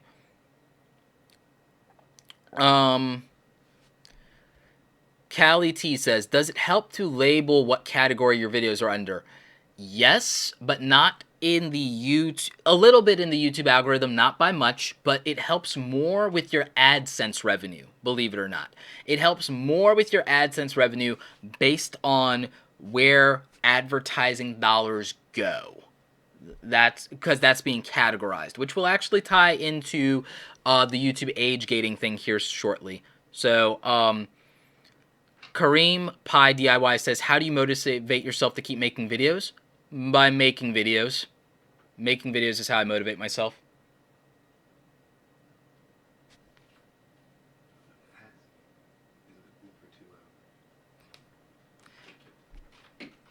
So yeah. As mentioned, you are able to see peak times in analytics. Just upload about 2 hours prior to your average peak time. Oh, that's interesting. Was the better upload 20-minute videos twice a day or 3 to 5 minute videos every day? There is no answer to that, the Blue Dinosaur. It's based on your audience. It's based on your audience. So experiment. Experiment with that. But there is more, longer videos are technically favored in the algorithm, but it won't matter if your audience doesn't watch long videos. But you won't know if you don't make long videos and see what happens. So many people are afraid to experiment with their channel. That's a big thing. At 200,000 subscribers, someone would say, Roberto, why don't you just only do the kind of videos on your channel that have gotten 50 to 100,000 views? Why do you still do videos that get such low view counts? Because I actually care about my audience. I actually care about making videos that no one else will make to help you because it won't get views. I'd rather do that than just do videos that I know will get 250,000 views. If I wanted to get 250,000 views a video, I would make passive income videos every day. I would just make videos about how to make money on the internet, being I've actually done it and made real money on the internet, thousands upon thousands of dollars a month on the internet. I would just make those videos because I know, oh, I'll get 20,000, 30,000, 50 views, 1,000 views in a week on those videos. I know that. I know that. I could do that just like that, and that would like blow up my channel. I don't do that because I actually care about what my audience is benefiting from, and I don't do videos just to get views and make money. I do videos I like. So many of you are asking, how do I do this? How do I get views? How do I like? Why aren't you making videos that you would watch? Because that's my real answer. Make videos that you would watch, and that's your real answer. Because how do you know that you're not representative in some way of 100,000 or 1,000,000 people? It happened to turn out that I am representative of almost 250,000 creative people across the board. Some of them are photographers, some of them are entrepreneurs, some of them are public speakers, some of them are visual artists, some of them are musicians, some of you are YouTube creators. All of you are different, but in some way I connected with you. And I did it by being me instead of trying to be popular. Go figure. Being myself instead of trying to be popular and be a prankster or be a gamer or be one of the most popular genres in YouTube. Being a big ol' art nerd and a data nerd and a dork and an educator and somebody who loves teaching, turns out there are a bunch of people who are into that. Wow, go figure. Helping people actually mattered. So people like me. So that is what I would say, is that as hokey as it sounds, being yourself is actually more important than trying to figure out how to be popular on YouTube. Figure out instead how in being yourself do you do really good video production, really good editing, be engaging, be interesting by being yourself. How do you master the YouTube dashboard and the fundamentals there? How do you read analytics? How do you do playlist strategy? Figure that out. How do you be consistent? Figure that out. That matters. K-Star Gamer says, Roberto, I'm not able to get views no matter how much I share. K-Star Gamer, I am not good at football no matter how much I play. Actually, that's not true. I'm actually decent as a wide receiver. I just had to use an analogy that was sports. But I'm actually good at wide receiver. But I'm not good at throwing a football. But then again, I've only thrown a football 600 times. Maybe if I threw a football 2,000 times, I would be good at it. That's my, and that's not a razz at you, by the way. That's just my real answer. That's just my real answer because it takes work and practice to get good at something. Just showing up and working hard isn't enough. You have to be consistent, and you have to analyze your strengths and weaknesses and figure out, well, you know what? Like, again, I am not good at throwing a football, but I'm good at catching one. I'm not good at tackling and doing all that stuff, but I'm really good at outrunning people because I was a track and cross country runner. I'm really good at soccer. I'm pretty decent at ping pong. I'm okay at tennis, but I'm really sucky at badminton. Okay, I'm halfway decent at volleyball. But I can't like spike, and I'm not good as a forward in volleyball. I'm good at the back end. So you wouldn't have me at the front of the net. You have to actually know your strengths and weaknesses, self-awareness. Like, oh, I'm uploading, I'm doing, like, the audience, I hate to say this for some of you, but like the audience doesn't care how hard you work. The audience cares if you're interesting to them. They're spending their time. They're spending 5 minutes with you instead of running outside. They're spending 5 minutes with you instead of playing a video game on their phone. They're spending 5 minutes with you instead of making out with their girlfriend or boyfriend. Like, why are you not worried more about making it worth their time? You're worried about getting a view? How about you worry about being worthy of a view? How about you worry about being worth your viewers' time? More than anything. I've tried to make sure, you guys have been around with me for almost 2 hours now, and I've done everything to just try to make sure that it's worth your while and worth your time. Check out Albode. Thank you for another $10 in the super chat. Thank you guys. You guys are amazing. You guys are blowing me away in the super chat with all your donations. But yeah, I mean, it's about thinking like a fan and just doing the work. And again, if I got discouraged because no one was watching after 30 videos, I did 1,000 videos to get that. I did 1,000 videos. And the thing is, I'm not thinking about when will I get 1,000,000 views? I'm thinking about when am I going to get these other 2,000 videos that I've already planned? when, like, because I'm dead serious. I've got in my notes in Microsoft OneNote, I've got the next 2,000 video ideas because I've been taking you guys' ideas from Twitter polls and from chats and from comments, and I've been aggregating them for years. I've been aggregating your comments as questions for years, and also doing strategy and doing top 10 list for years. In Microsoft OneNote, I have 2 to 3,000 video ideas sitting here. And all I can think about is, how do I get the 2 to 3,000 videos out faster? How do I hire staff? How do I get two videos out a day? How do I get out 600 to 700 videos a year in 2017, 2018? How do I do that? How do I build Create Awesome Media? How do I build a better YouTube business? How do I build a better media company? That's what I think about. 1 million subscribers will be a byproduct, maybe, of that work. 500,000 subscribers will be a byproduct. Why are you worried about the byproduct instead of the work? That is my answer. Gift Basket Appeal just donated $10 in the super chat. Thank you, Gift Basket Appeal. She says, thank you so much. I've been following your channel and I've seen lots of growth in the last few months. I'm now getting 3,000 subs per month. That is tremendous growth. That's like, you're inching closer and closer to the type of growth that I get per month. So that is awesome. Gift Basket Appeal. One day, I would love to do a case study on you and your success, because I think that could be really interesting. And I'm also gonna check out your channel at some point here, because I'm putting together marketing case studies on people who have been successful following some of my tips and strategy. So that is something that's very real to me. So I'd love success stories. Hit me up in Twitter DMs, people, if you have success stories. The Mac guy says, my daughter runs cross country. I've never understand how people could have fun running. You people are weird. Yeah, we are weird, but like, people who run know what hustle is about. We're that old school real hustle, and we have a mentality for success. We don't get discouraged by nothing. We're just hungry. We're just hungry. We just want it. The runner's high is real. The runner's high is real, and that's what I'm about, and I love the success that comes from that. I love the work. I love the sweat. I love the aching muscles. I love the pain. And I know that makes me weird. I'm a freak of nature like that, but sports people and runners, like, I think that they are very entrepreneurial, and I think that sports people really get how much work it takes to be successful on YouTube. You know, I mean, I look at someone like my friend Sarah Dici. Sarah Dici played basketball. I don't think a lot of you know that about her. Sarah Dici is a YouTube vlogger, 160,000 subscribers. She's a vlogger. Like, and she used to be a basketball player in high school. So, and she also used to play music. So she knows that the work is the work, and the success and the numbers are a byproduct, in the same way that the cool music or winning the game is a byproduct of all your hard work. So that's what I would say about that.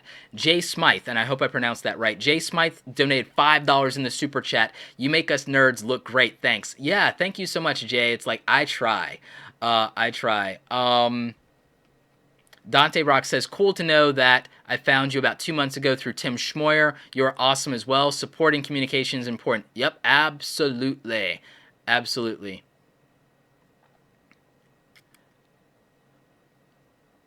Leonette Van Villet says, I have now been active on YouTube for 1.5 years. I only started watching your channel since about 8 months ago, but in those months, I've been able to go from 5,000 to 60,000 subscribers. Thank you. Leonette, would love for you to hit me up in Twitter DMs, and I would love to do a case study on you and learn more about your success. Check out Albo says, gotta go to work now. Later, Roberto. Thank you so much for all the super chat donations, and thank you, Albo. I really appreciate it. You are awesome. Have a good day at work, my friend. Let's see.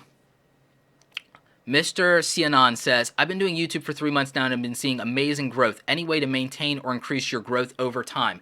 Yes. One mistake I see YouTubers make is once they see their growth happen, they just keep doubling down only on content that their existing viewers want, and they don't have an expansion strategy. They don't know how to reach new viewership. Start having a plan for how to reach new viewership.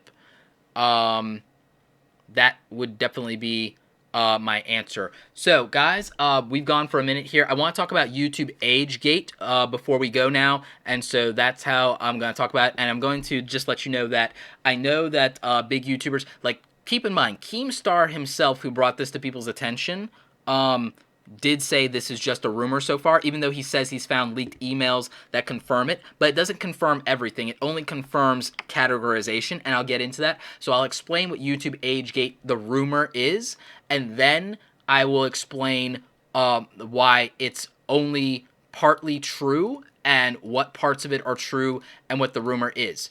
So the story goes like this. And guys, please share this out in social media real quick so that I don't have to repeat the age gating thing there for people in general as a point of reference on its own, because I don't want to leave that thing up on the YouTube channel, and I don't want the YouTube age gate thing spreading more than it already has, as far as people jumping to assumptions on that. But here's what the rumors are on YouTube AgeGate as reported by Keemstar of Drama Alert. Based on a source that was a YouTuber that was speaking to a alleged YouTube employee at PAX East about maybe a week and a half ago. So the YouTuber asked a YouTube employee specifically about the YouTube unsubscribe bug.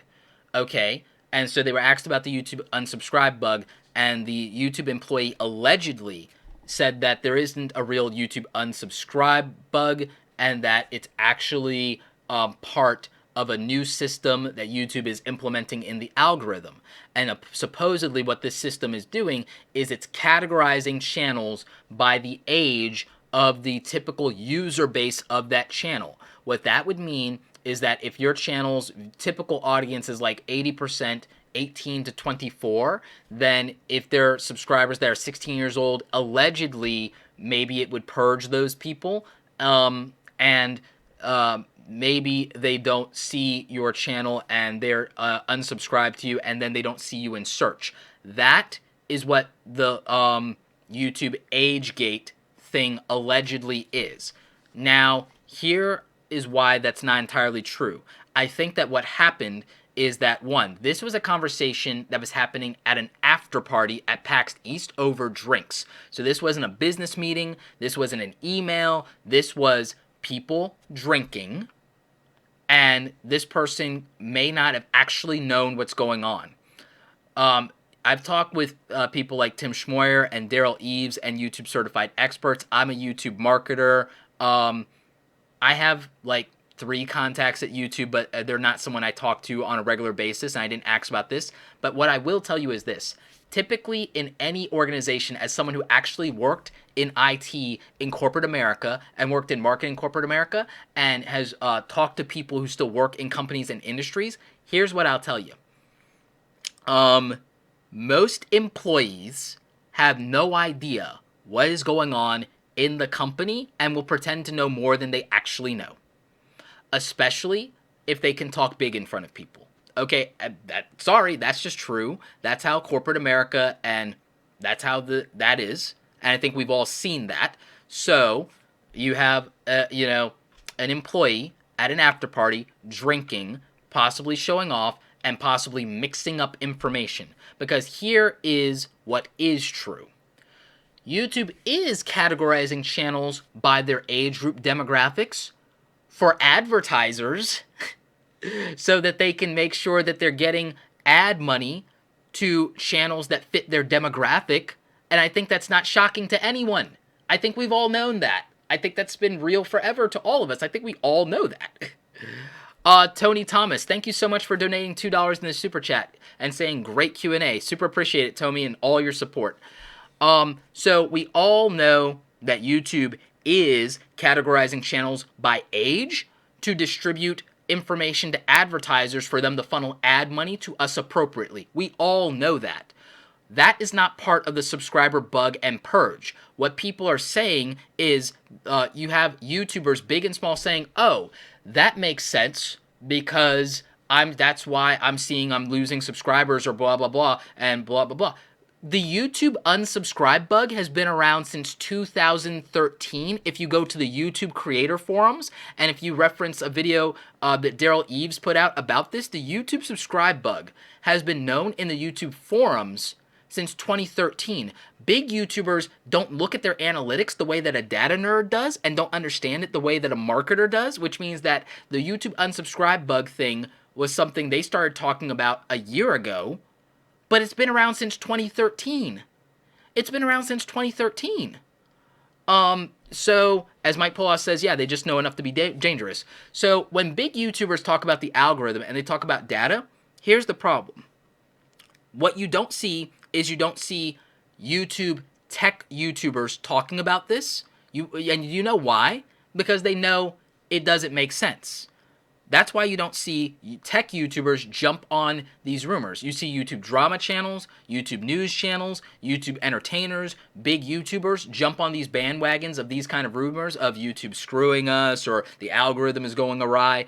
Never has one of them usually sat down and done web development. None of them have written an if-then statement, a conditional statement. None of them have programmed in PHP. None of them have programmed in Java or JavaScript or ActionScript or C# or Objective-C or Swift language. None of them have done that. So when they talk about programmers and web developers and how they're doing something, they don't know what they think they know. They have no idea how that works, and most of them have never actually sat down and talked to a programmer.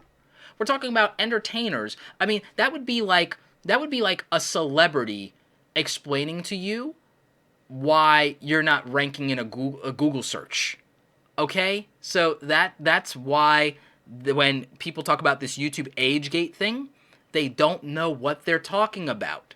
And that's not me making a harsh criticism or saying that they're stupid or anything. I'm saying that if you've never worked in that side of the industry and you don't talk to those people regularly, I mean, do you realize how many web developers are in the Create Awesome community and are like watching this channel? There are web developers who watch this channel all the time. There are programmers who watch this channel all the time. So when you want to find out this information and whether something makes sense or it's true, it's not that difficult to find somebody in the programming and web development community and ask them if something makes sense or how something would work and get a real answer.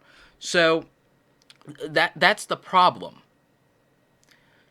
So with YouTube, the age gating thing is not part of the unsubscribe bug. People are conflating those issues and then trying to say that this is causing that, and it's not.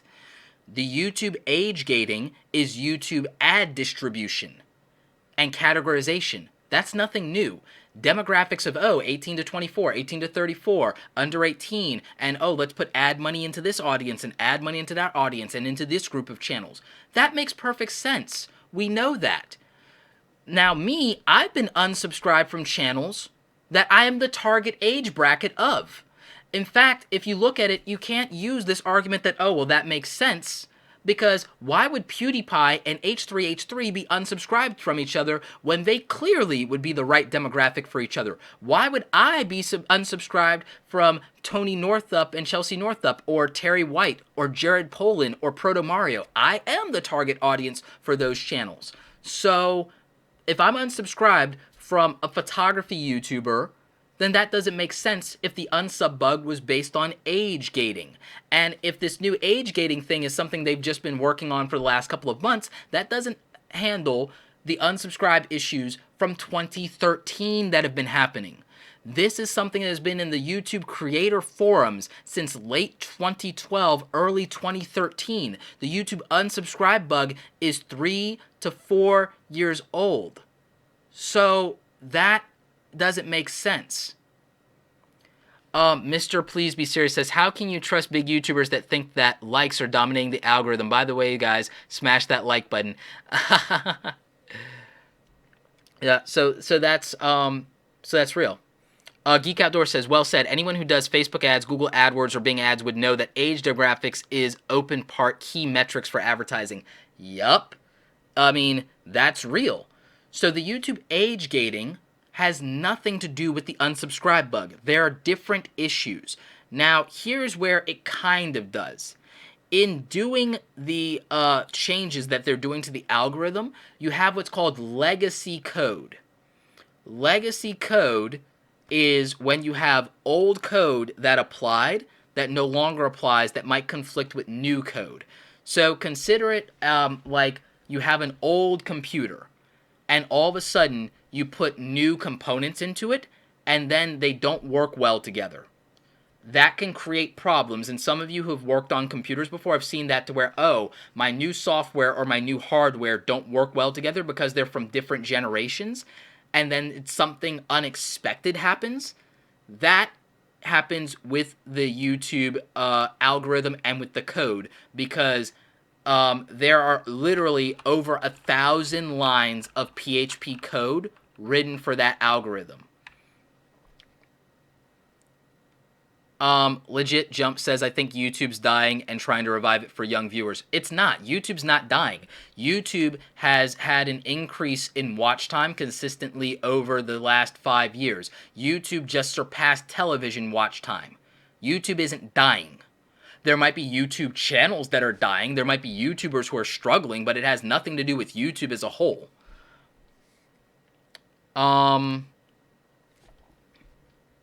Magic Aura says, I'm a new YouTuber. Should I upload and upload and upload to get a high quantity to be consistent on a day that I should upload? Quality and then quantity. But yeah. So the question is, why is it when why is it when big YouTubers or YouTubers in general upload, why is it when they upload they start bleeding subscribers? I will tell you what I'm pretty sure it is, but I can't confirm this, but see if this makes sense to you from a programming standpoint. So YouTube, as all of us have been watching and know, about 3 weeks ago had a display glitch, right? Everybody remembers the YouTube display glitch. The display glitch had people getting negative subscriber counts, right? And now they've just kind of adjusted some of those numbers. So you saw some people go into the negative and have negative subscribers, but nobody was really truly unsubscribed from the channel. They had a negative number displayed next to them. Okay, this happened about 3 weeks ago, which means that it was a display glitch and it's been corrected since then. So that means that the display subscriber count number sometimes isn't accurate, and we know this to be true because we've seen it more than once, and we've seen that freeze before, and we've seen it go negative before. So we know that there's a display glitch. Some of you have reported to me specifically in Twitter that when you use your mobile phone, that sometimes it shows you as being unsubscribed to a channel, but on your desktop, you're showed as subscribed. So we know that there is a latency and lag issue in the display sometimes for syncing between multiple accounts, whether it's your desktop or your mobile, that sometimes it's not accurately displaying it, and if you do a refresh, you would be subscribed. So when big YouTubers are uploading videos and then losing subscribers immediately, it's entirely possible that what's happening is that someone's going to their channel and watching their new video and saying, hey, I was unsubscribed to that person, and they'll click subscribe again, and in fact what's happening is they're being unsubscribed. And then when they see it happen again, they're doing it again and they're resubscribing. So almost all of those YouTubers who say I'm losing subscribers, they're net positive, but because they see that number that says that they lost some, they're taking that out of context. Your net subscriber count being positive is the answer. So if you're net positive, it doesn't matter if you're bleeding subscribers, because that's sometimes a false number. It's a false flag, because if some of you were to unsubscribe to me right now and resubscribe to me, my subscribe number would be the same. My net positive in the reporting would be up, but it would show that I lost. Like, all right, primary example. If 50 of you unsubscribed and resubscribed, it would show that I lost 50 subscribers but gained 50 subscribers, but my net would be even. So it's what we would call a zero-sum game. That is because the display is the issue. The display of the subscriber number is the issue. So, Robert Angle Vlog says, I think YouTube scripts don't run on your channel until you do some activity, like uploading. It's more CPU efficient than tackling everything at once from running cron jobs. Thank you for a web developer. Thank you for a programmer. Yes, there's a trigger flag for an activity on a channel to then go ahead and run that because it's a massive system. Yes, thank you for a web developer adding to the conversation. Yes, 100 times yes. That is real.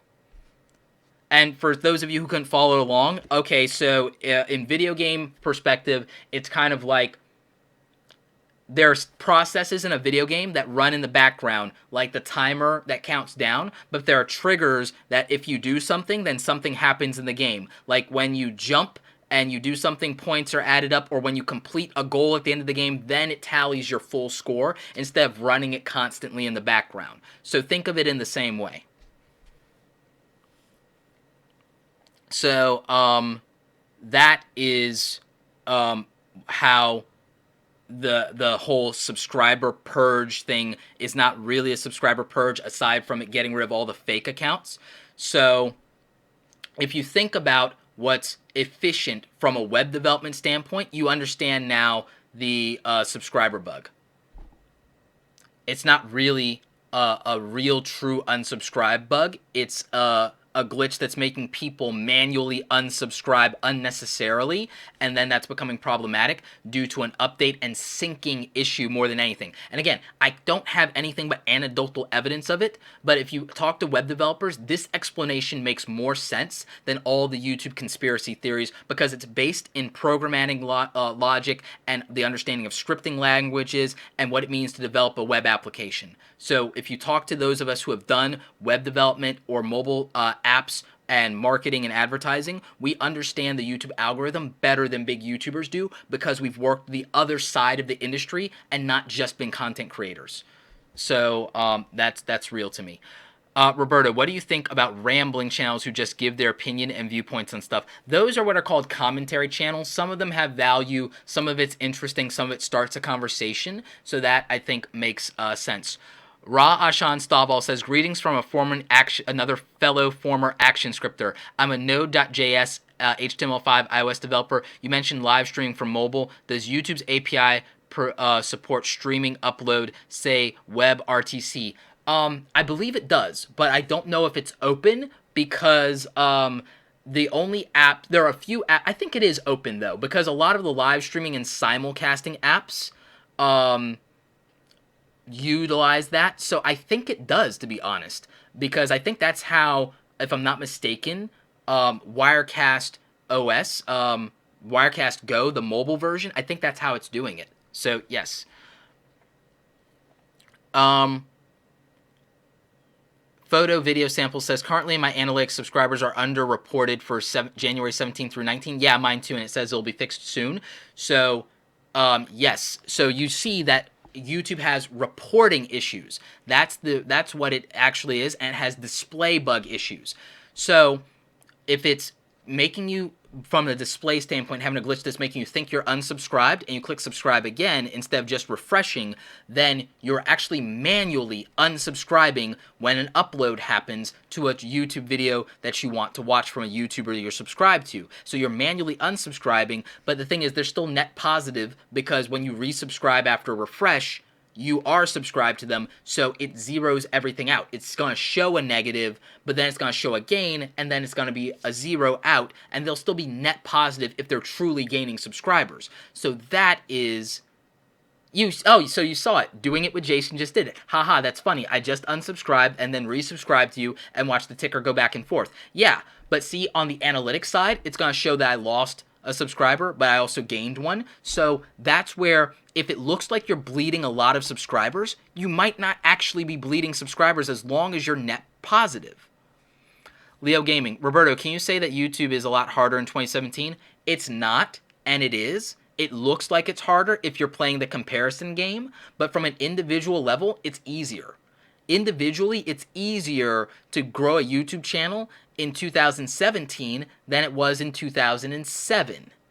Okay, that's just true. I'm going to be real with you. That's just true. It only looks like it's harder because all of you are comparing yourself to other YouTubers, which is what you shouldn't be doing. It's an individual experience. It's running. Chris Rezepik says, does video quality like 4K relevant to the algorithm? It's not that it's relevant, it's that it gets a boost because it is a flag that YouTube is looking for. There are a couple of flags that YouTube is looking for to promote videos. Videos under 4 minutes, videos over 20 minutes, videos that are live, videos that get more watch time, videos that were uploaded this week, this hour, this day, this month, videos that are done in 360, videos that have VR, and so YouTube is looking for those flags. YouTube is looking for those flags.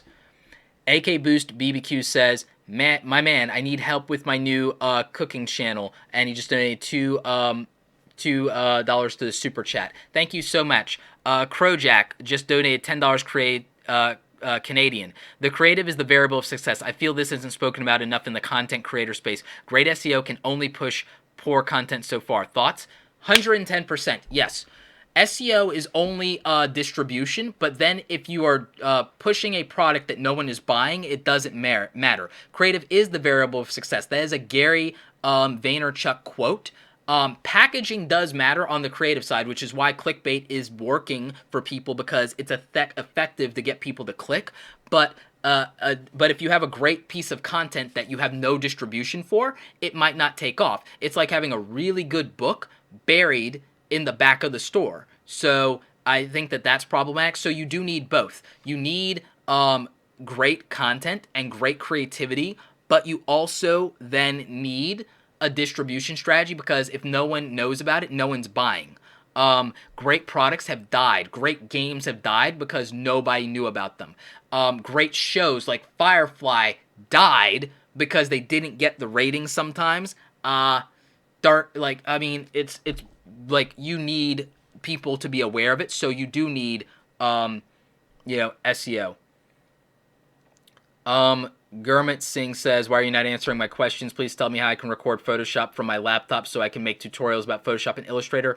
Gurmit, do you have Google? Because it's called Get a Screen Recording app. You can use OBS to record your screen for free if you want to. If you're on a Mac, you can use QuickTime. If you want, you can use ScreenFlow.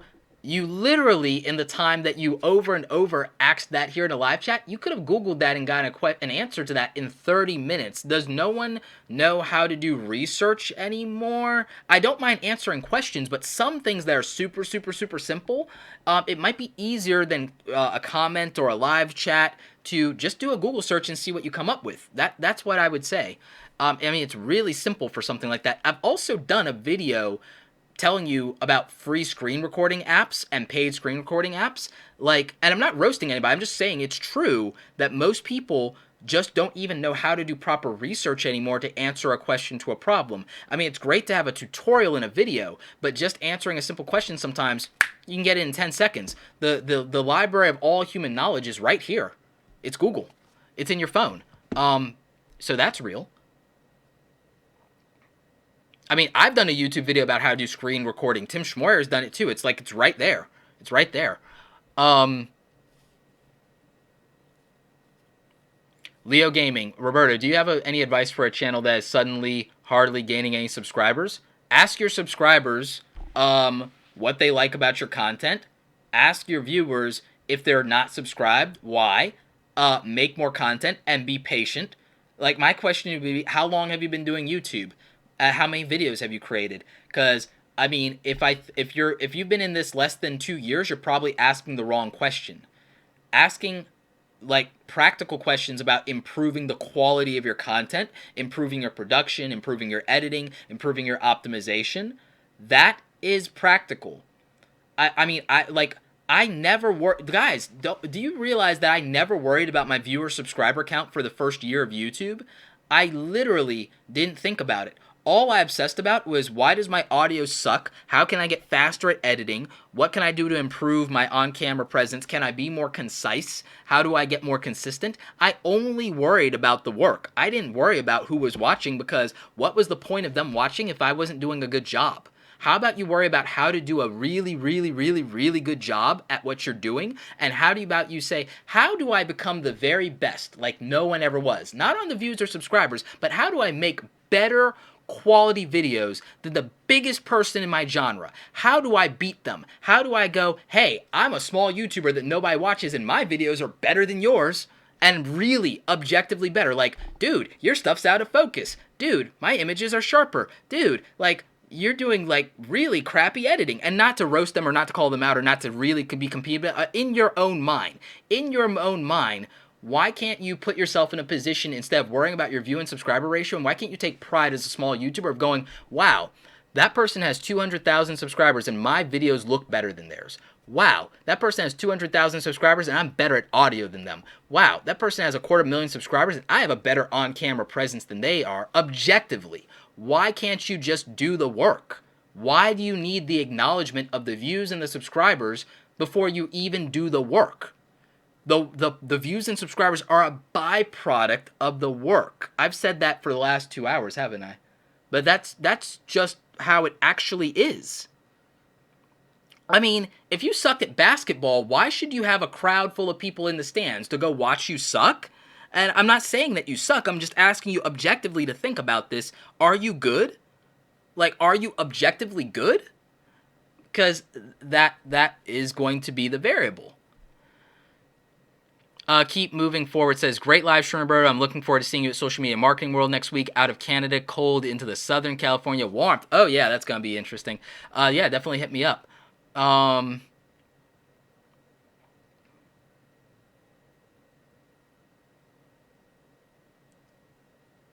Like, so, let's see. Key Vera says, due to some issues, I haven't been very active on my channel lately. I'm planning to return and being very consistent. Any tips on how to start? Just start.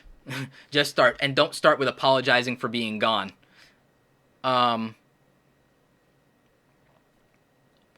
Hassie113 says, what do you do if you're stuck at a certain point in subscribers and views? Reference my interview with Sarah Dietschy here on the channel. She was stuck for a while, and she says that what she did was she changed up her content. She pulled back from doing daily vlogs. So kind of just like think about, well, what can I do differently?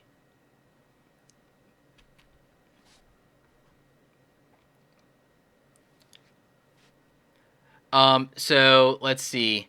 Mrs. R. Books and Things says, yes, you've said it for the last 2 hours, and you're correct. I've blogged for over 10 years, and it's not about the acknowledgement. It's about my work. Yep, 110%. Results are a byproduct of work.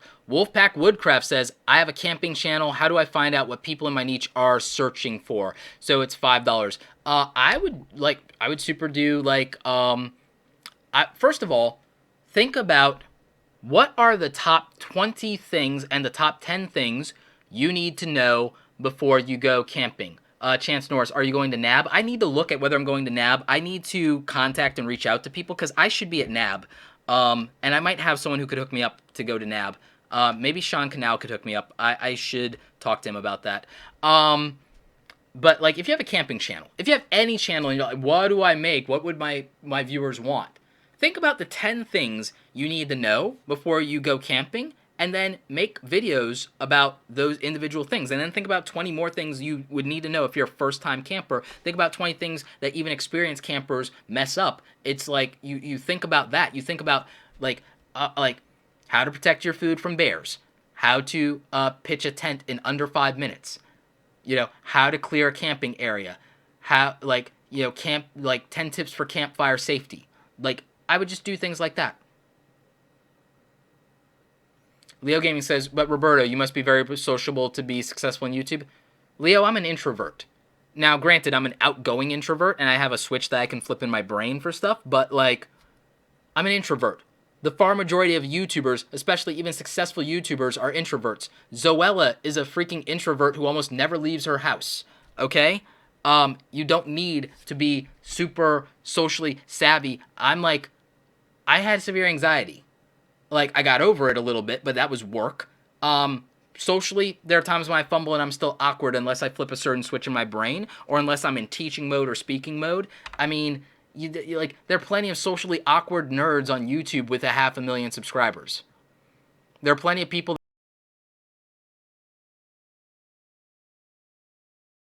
you right now because it seems like all you can think about is the ways you can't win. If all you can think about is the ways you can't win, you're not ready and you're not going to win. And that's not to discourage people. That's just a truth. If you're a half glass full person, you can't expect to be successful because you're not thinking in the mentality and mindset for success as a half glass full person. Optimism is like a lack of optimism. Gary Vaynerchuk told me this. I think it was episode 33 of the Ask Gary Vee show. I asked Gary Vee, hey Gary, what is the biggest obstacle to success? A lack of time or a lack of capital, aka money? Which one's the biggest obstacle? And he said, neither. It's a lack of optimism. You could have all the money and all the time in the world, and if one of your loved ones gets hit by a car, you're not going to be successful because your mindset's going to be totally jacked, and you're not going to feel optimistic. You're not going to be motivated about anything. Your whole world got disrupted. Your health and well-being, that of your loved ones, can completely undermine any of your money or time being a variable of your success. So your optimism and your mindset, more than anything, is the difference between who is successful and who isn't. And if you're asking all these questions that predicate that you only see how you can fail, you only see how hard it can be, and that's discouraging to you, then you may not be ready because you are not optimistic enough to actually win. And if you feel that I'm wrong, then prove me wrong. Prove me wrong. Win. Change your mindset. Work. And stop worrying about everything. Just do. Just do the thing. Just do it, like Nike says. And be consistent. And stop obsessing over every minutia thing and it needing to be perfect. I mean, do you realize how many things have been imperfect during this live stream? Even though I spent $500 on Wirecast, $100 on a live streaming camera, $60 on microphone, $50 on mixer, guess what? This live stream is far from perfect. And guess what? I did it anyway. So stop worrying about it. Wolfpack Woodcraft just donated another $10. Wow, thank you so much for the donations in Super Chat, you guys. Thank you. Sometimes the simple answers are hardest to find. That is 110% true. I would say that success is straightforward, but it's not easy. But it is straightforward. More than anything, I would say that it's a straight line of consistency and hard work and ignoring optics and looking at self-awareness and data. Any recommendations on better audio recording on a Google Pixel phone? If the Google Pixel still has an input jack, which I think it does, then do I have it in here? I'd recommend a Rode Video Mic Me. This is about $60, and that would make a difference in your audio quality because I think the Google Pixel still has a headphone jack. So that's the rules. Joshua Bose, how to use copyright material without permission and still be able to monetize? I'd avoid using copyright material as much as possible because as a creator, I feel that way. As an artist, as a photographer, as a graphic designer, as a filmmaker, I feel that way. But if you're going to use it, credit people and look up everything on fair use. You can use OBS instead of Wirecast. I paid $500 for Wirecast because I want to start doing ridiculously polished, streamlined live streams with an intro and outro video and being able to cue up music and sounds and decks and things. And I want to do it in an easy interface that won't crash. And I want to maintain multiple live stream profiles for when I live stream on other people's channels too. So I invested heavily in Wirecast because I'm going to start working my way up to doing YouTube live streams once a week on some level, covering different Q&A topics and doing biz dev and hustle challenges and things like that. So that's really cool. And so I'm going to, I'm taking YouTube Live to an extreme, so I invested in it. That's another thing that I would say. One Side Legal says, hey, Roberto, I'm just starting a legal channel giving free legal info. I'm struggling with the balance of objective info and personal storytelling. What's the best way to balance the two? The best way to balance the two is to figure out how you would do it in the real world, in a real world scenario with a client. So if you can figure that out, I would walk backwards from that One Side Legal. One Side Legal, also reach out to me in Twitter DMs because I'm interested in a channel that is doing what you're doing because I think that that could be cool and helpful. And I think that especially in the YouTube community, that legal advice could be helpful as long as you're an actual lawyer.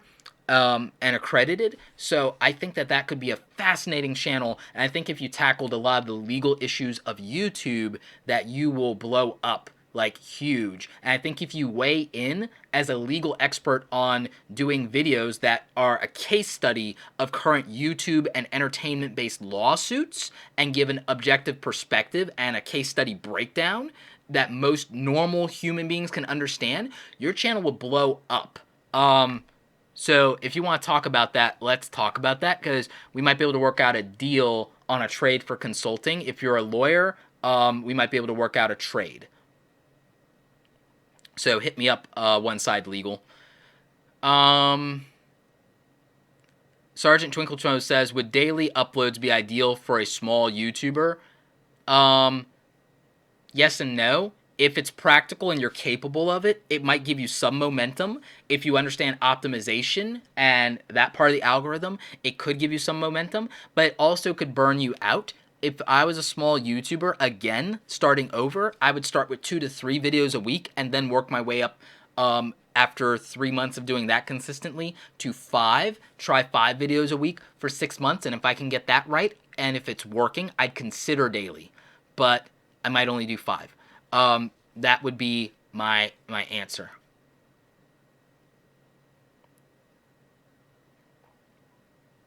One Side Legal says, yeah, I'm a criminal prosecutor at a major Canadian city. We'll touch base. Take care. Yeah, that's actually pretty cool.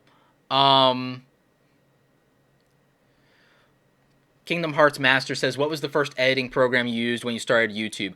Adobe Premiere Pro, because I've been using Adobe Premiere Pro since I was about 14 or 15 years old, so I started with Adobe Premiere Pro. That might not be practical for everyone. Maybe you start with Adobe Premiere Elements or Cyberlink Power Director. Both of those are a good place to start. So for those of you who want to optimize your YouTube channel, I'm going to drop in a link for TubeBuddy again. So tubebuddy.com/awesome. Best tool for optimizing your YouTube channel. For those of you who want to use my YouTube gear, I'm going to drop that link. robertoblake.com/YouTube gear. Boom. So you got that. NXS Web Radio. Roberto, you need to do an interview with Gary Vee. That would be amazing content.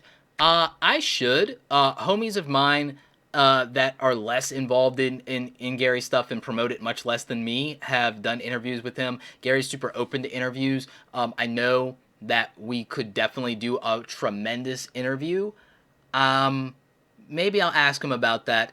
But I want to do something that creates real value for Gary, and do some stuff for him, because he's given me so much. But if me doing an interview with him can help him in any way, then I'm more than happy to do that. I actually am going to be doing reviews of all of my business books, and his will probably be the lead-in with that. So that's what I would probably do for Gary. Photo Video Sample says, yes, I would love to see a YouTuber giving legal advice for YouTubers, copyright, fair use. Yeah, as long as they're an actual lawyer, I would love that too. And so I'm encouraging a lot of the legal community that I know, that I've met from conferences, to start doing some of that, because there's a new market here.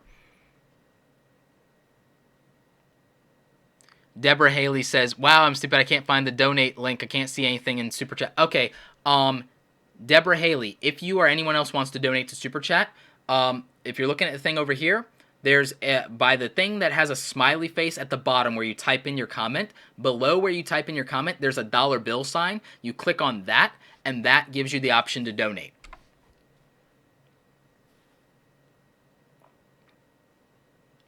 Hassie113 says, can you do interviews with some FIFA YouTubers? I'm not super into FIFA, and I don't understand that culture, and I don't understand what that would necessarily do for my audience. So the answer is I don't know, because I don't know enough about it. So the answer then becomes probably not. Ray says, how many YouTube subscribers did you get in 1 month? What do you mean, my first month? I have no idea.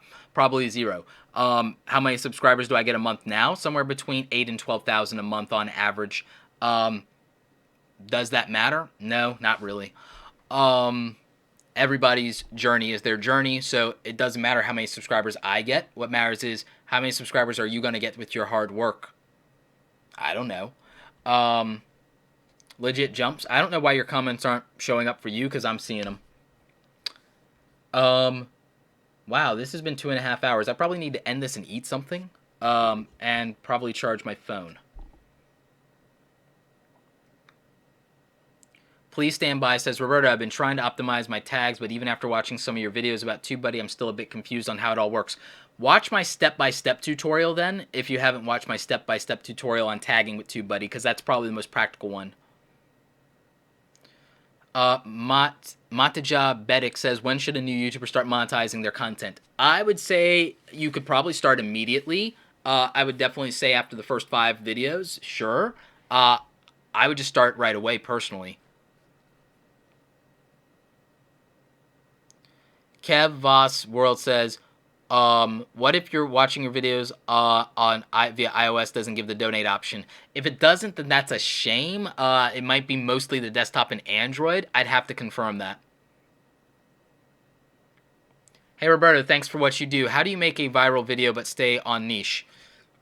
Jerome Montpetit, there is no guaranteed formula for making a viral video, and if I had one, I'd be selling it to companies for $20,000 per to buy that product as a formula. So if I had a viral video formula, I would sell it to corporations for $20,000 a piece. So there's no formula for making a viral video. Most of the companies that manufacture viral videos have a networked ecosystem of accounts that make things look like they're bigger than they actually are, and they also do a large advertising spend against it, and so that's how they've productized making viral videos. Making organic viral videos is not easy and is not normal. It has to be something mainstream that people would understand and then have an attractive thing. Casey Neistat has talked about this and has stated that he's probably made more viral videos than most people, but even he doesn't have a systematic formula. It's hit or miss. It's hit or miss. I mean, you might as well ask literally how to have the perfect date. There's not a formula for that. How to make people fall in love with you. Oh my God, if you could sell that formula, you'd make a fortune. There's not a formula for most of these things. What there is a formula for is there's a formula for a process of doing work. What I can sell you a formula on is give away a formula on is how to make a high quality video from a production standpoint, how to edit a high quality video, how to make graphics for your videos, how to make really good thumbnails, because that's the same as making billboards, to be honest. Those are things that you can make a formula for. You can't make a formula for the results. You just can't. Question, Roberta, are you using your phone for this live stream right now? Nope, I'm using my webcam and I'm using Wirecast Studio. Using my webcam. My phone's camera is actually pretty good too, but this is in 1080 versus my phone's face camera would be in 720. Saw your video with the 90-day challenge. I'm thinking I'm going to take it. Yeah. I'm going to do a 90-day challenge, challenging people to just do. Just do. You know, just actually make, like, Live Free says, is TubeBuddy really worth it? Yeah, that's why I use it. I don't use anything that's like, look, I paid $500 for Wirecast Studio. And I would say that that's worth it too. Yeah, TubeBuddy is worth it. It's $9 a month for the paid thing, and you can optimize your thing. I tried vidIQ. It's not nearly as good. The other thing is with TubeBuddy, you get free, royalty-free music that you would have to pay subscriptions for from 5 different audio sources. Yeah, TubeBuddy's worth it. The paid version of TubeBuddy is absolutely worth it. I use it for every video. So, you know, that I'm going to recommend it. And it has features and it has data sets that really help you understand your channel better. The fact is, though, if you aren't good at this stuff and if you aren't going to do research, your results may vary. But that's with everything. That's with everything. I mean, if I didn't want to learn how to use it, Wirecast would have been a waste of $500. So you make something worth it. If you're going to spend $10 a month on something, cool, make it worth it. Get the maximum efficiency, learn the bloody thing, and make sure that you understand it and make it worth that $10. People whine to me about designers and people in the creative community whine to me about Adobe being $50 a month on a subscription model. I'm like, yeah, geniuses, and I use it to make I use it to make thousands of dollars, so I'm not whining about 50. How about you guys figure out how to make money with the thing and then don't whine about the price? Like, and again, that sounds condescending and snarky as hell, but it's the truth. It's the truth. Why? Like, and I don't understand. So, are you still doing the case study with making 100 videos that are over 10 minutes versus 100 videos that are under 10 minutes?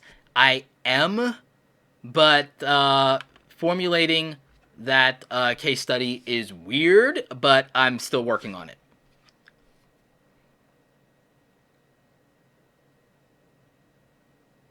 Let's see. There was a question here. End Time Survivors asks, is live streaming essential for growing a channel on YouTube now? It's not, but it's a really good hack. It's a really good hack. If you are trying to grow a YouTube channel right now in 2017, to wrap up, I'm going to give you guys, like, maybe I can give you 10 tips that I may not have given before, and then I'll make a video about those, and I'll have to write them down. I'll type them up as I'm... No, I'll try and physically write them down, because if I type, that noise will be annoying for you guys. Let me, like, get a pen here. Let me write this down. Alright, so, trying to grow a YouTube channel in 2017. What are 10 tips I haven't done yet? Alright, so we'll do, like, 10 tips for growing in 2017. Alright, so live streaming is going to be one of those tips, because live streaming is favored in the algorithm, and not to mention that if people are engaged with your live content, not to mention live is kind of cheap to produce sometimes, then there's a value to that, and YouTube is giving a minor boost to live in the algorithm, and they promote it on the YouTube page in terms of their live videos going on now, so there's a chance you can do that. Live being shared out on social media could also help you reach new audiences, so live video. So that's a good one. And guys, real quick, what I'm going to do is I'm going to mute while I type something real quick, because I'm going to tweet out. I'm going to tweet out about this live stream, because now that I'm giving, like, 10 tips to grow in 2017, that might be valuable to other people, so I'm going to tweet it out, and I recommend you guys share it in social, so give me 1 sec.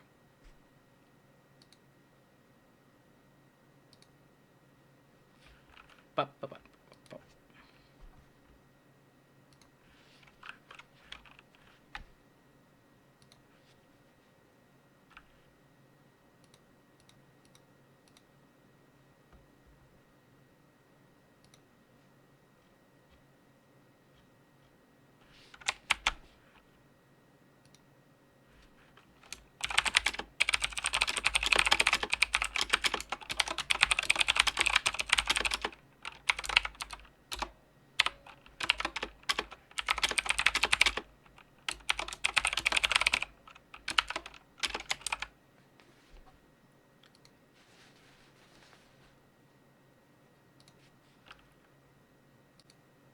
Alright, so you guys should be able to hear me again now. So we are back now that I've tweeted that out.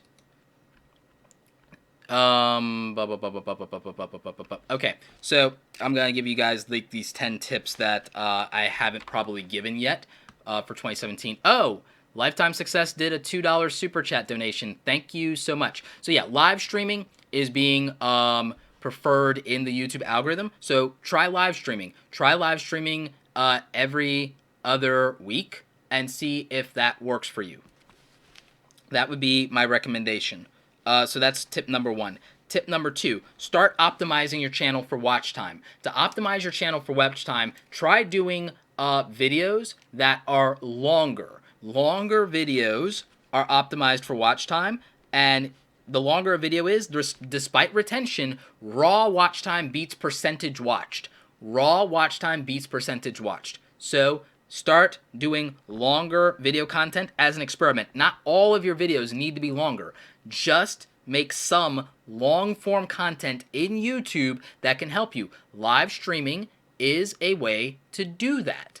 So I would say you want to do that. So longer content.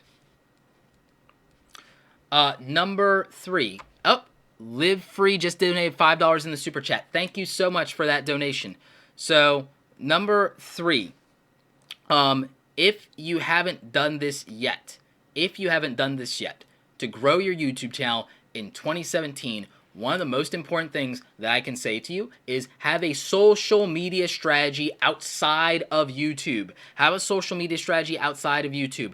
Build a real personal brand. Okay? Yes, the YouTube live streams do stick around. It takes a while for it to process, but they do stick around. Relax and Sleep sent $20 in whatever their currency is, which I think based on the color equates to $2 here. Thank you so much.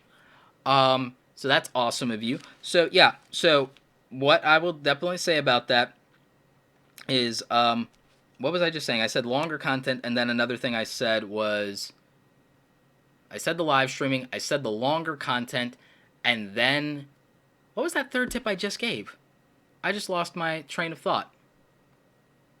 Does anyone know what that third tip I just gave was? Because I lost my train of thought.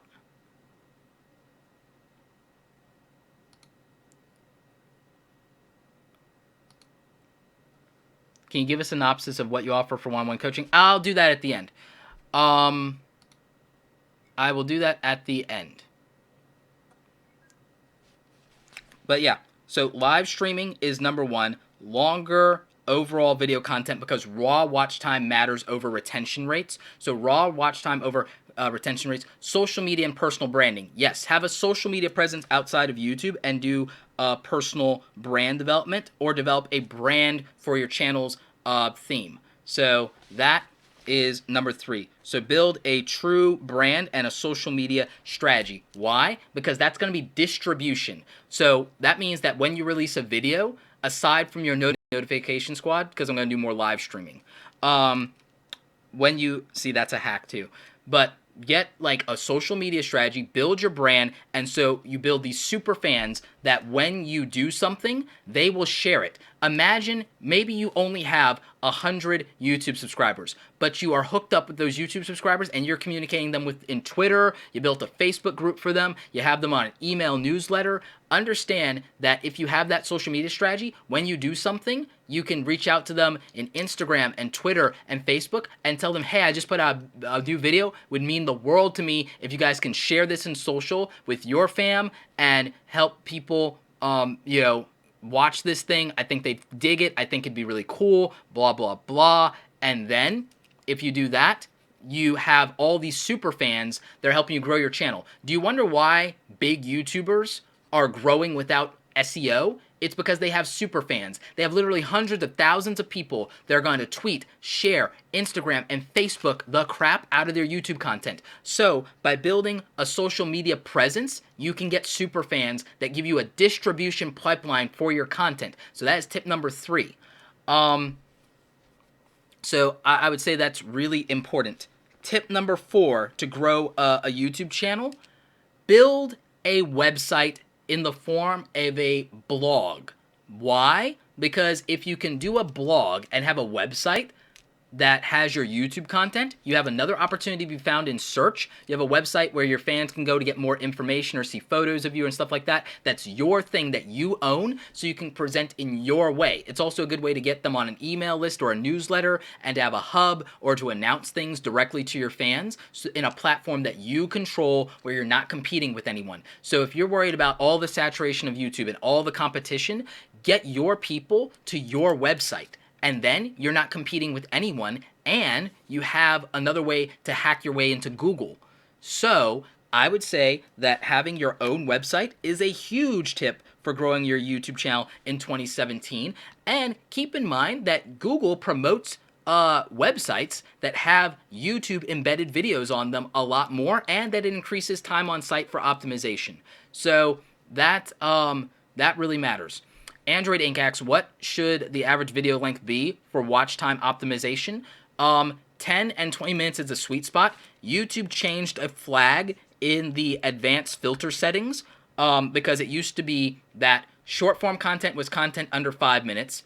Medium form content is something they used to call anything that's just under 10 minutes. and long form content was anything over 20. So it was 5, 10, or 20. That's what it used to be. Now it says under 4 for short and under 20 for long, but I think it's just saying that, and I think the rule still applies of 5, 10, 20, roughly speaking, but under 4 still could be real. So 3 to 5 is short form content in my opinion, and then 8 to 12, and then 20 over. Those are the optimal things to optimize for short form content, to have emotional hacks to get people to take a chance on you with something that's 3 to 5 minutes because, oh, that's not a lot of time. But then you need some meat content that is around 8 to 12 minutes to optimize for your watch time to get them to stick. And then for your dedicated hardcore people, you need at least a little bit of content that is over 20 minutes. So if I was going to break it out into ratios, I would say maybe 40% of your content could be under 40% of your content could be, no, sorry, let me redo this. Maybe 50% of your content is under 5 minutes. Okay, maybe 50% of your content is under 5 minutes. 40% of your content is between 5 and 12 minutes, and then 10% of your content is over 20. That's what a ratio I probably would break out for some of you. But if you're a vlogger, then it should be maybe 70% of your content is about maybe 10 minutes, and the rest is over 20. That's what I would say. Actually, views toward from embeds count as views. It doesn't necessarily affect YouTube watch time on your dashboard. It affects website time on site is what I was saying. Website time on site boosts a website's ranking in Google search. So if you rank your website high in Google, it's another funnel for your YouTube videos, which is views and search and distribution. So I would do that, and I would embed them as a playlist. So having a website matters for that, but having a website also matters to get your subscribers onto your email list and to participate in other things with you and maybe buy your book if you have one. So that's why I say that. So number 4, get a website. And if you want a website, gaming channel, I would say those percentages apply, yes. But if you want a website, I would check out Bluehost or HostGator, robertoblake.com/Bluehost. And if you are wanting to do a monthly plan with HostGator instead of prepaying with Bluehost, then robertoblake.com/HostGator. And those are affordable websites that you can use. Those are my affiliate links. They help the channel, but those are affordable and practical, so you can get a website up. And then you're going to need, hopefully, to get email list, because that will be tip number 5. Get an email list so that you can directly contact your audience and your subs in case anything goes wrong with social media or YouTube. You have their direct email address and you can reach out to them. Let's say you do something slightly controversial and you get banned on Twitter. That's been happening to a lot of YouTubers lately. You do something slightly controversial, you get banned on Twitter. Wouldn't it be great to have a way to let your fans know, hey, something happened? So having an email list can be super important. So I would do that. So you want to have an email list. Now, for free, you can use MailChimp. MailChimp is how I got started, but I moved over to ConvertKit because I'm doing some advanced stuff. You guys can use either of those with whatever you want. So I'll hook you up with a link for MailChimp. My comments aren't showing. Maybe it's because it's a full URL. But if I just do robertoblake.com/Bluehost, maybe that will show. Because I think my comments show when it's not a link. But you can copy and paste that. robertoblake.com/HostGator and robertoblake.com/MailChimp.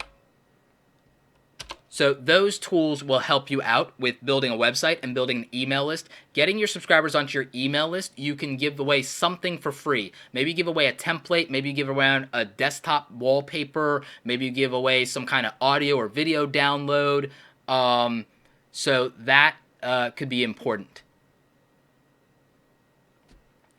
Doing It with Jason says, great show. Thank you so much.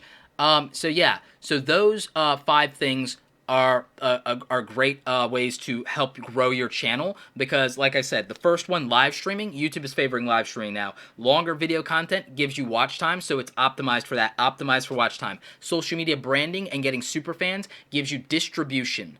And then having your own website gives you your own hub to harness your subscribers and to communicate with them on your own terms. And then having an email list means that if you get banned in any social media platform, you have a direct way to communicate with your subscribers. So those are the first 5 of the 10 tips for growing in 2017 that I'm going to give you.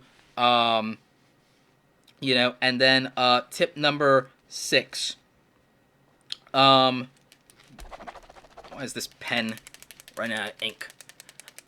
So tip number 6 is going to be have a real collaboration strategy, and not just do random YouTube collabs, but have a real collaboration strategy. And what I mean is have a collaboration strategy for doing multiple collabs with YouTubers that are in your target demographic, not just based on their subscriber counts, but based on, man, some people, like, that is, don't worry about subscriber counts when it comes to collaborations. What you want to do is, instead of worrying about subscriber counts, worry about what we call audience affinity. Audience affinity is how similar are these people who watch this channel to my channel. That is what you want to do. So that's tip number 6, is intentional collaborations. Collaborations that have a real content strategy behind them. The other thing you want to do with those collaborations is you'll want to put your collaborations into a playlist that says, YouTube collaborations, and you'll want to optimize that as well.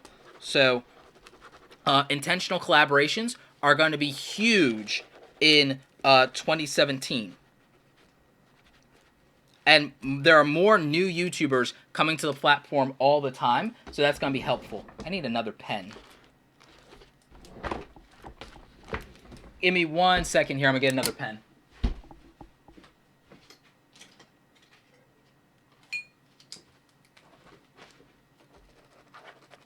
Wow, that one's dead too.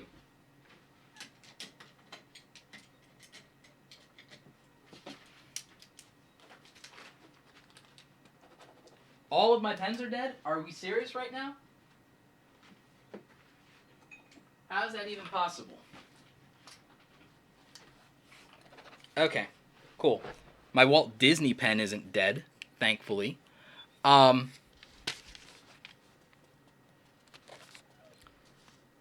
Let's see. So, tip number 7. Yeah, my pen ran out of ink exactly when mine did. Oh, that's funny. Yeah, your pen ran out of ink tool. All right, so tip number 7 is going to be build a YouTube show. Building a YouTube show is going to mean that you have a polished, produced show that has like an intro and outro and feels a little bit like a television show. You can approach this format-wise anything you want, but I recommend doing a YouTube show with being either 10 to 20 minutes in length.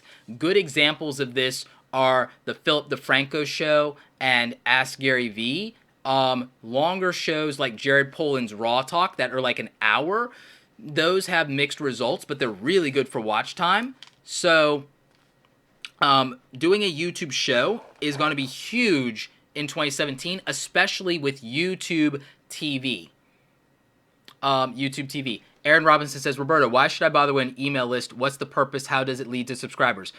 It doesn't lead to more YouTube subscribers. It's about depth of relationship with the subscribers that you already have. The subscribers that you already have that are in your newsletter are more likely to share your content in social media, Aaron Robinson. Stop thinking about a YouTube channel and start thinking about it as a brand and think about it like a business. And nobody in business will tell you that an email list is a waste of time. Nobody in marketing will tell you that YouTube, that email list is a waste of time. Why do you need an email list? I told you. What happens if your YouTube account is banned? How do you reach your people? What happens if your YouTube account is suspended? How do you reach your people and let them know what's going on? What do you do if your Twitter account is suspended? How do you reach your people and let them know what's going on? Having an email list is about having direct communication that is not determined by somebody else to communicate with your existing followers and fans. And it's also another way to monetize. So, but if you don't want to reach your people, you want to be beholden to platforms, or you don't want to make money, be my guest. I'm just saying. SK Martin just gave me $5 so I can get a pack of better pens. Thank you so much, SK Martin. Definitely going to do that. So tip number 7 is have a YouTube show. Have a YouTube show.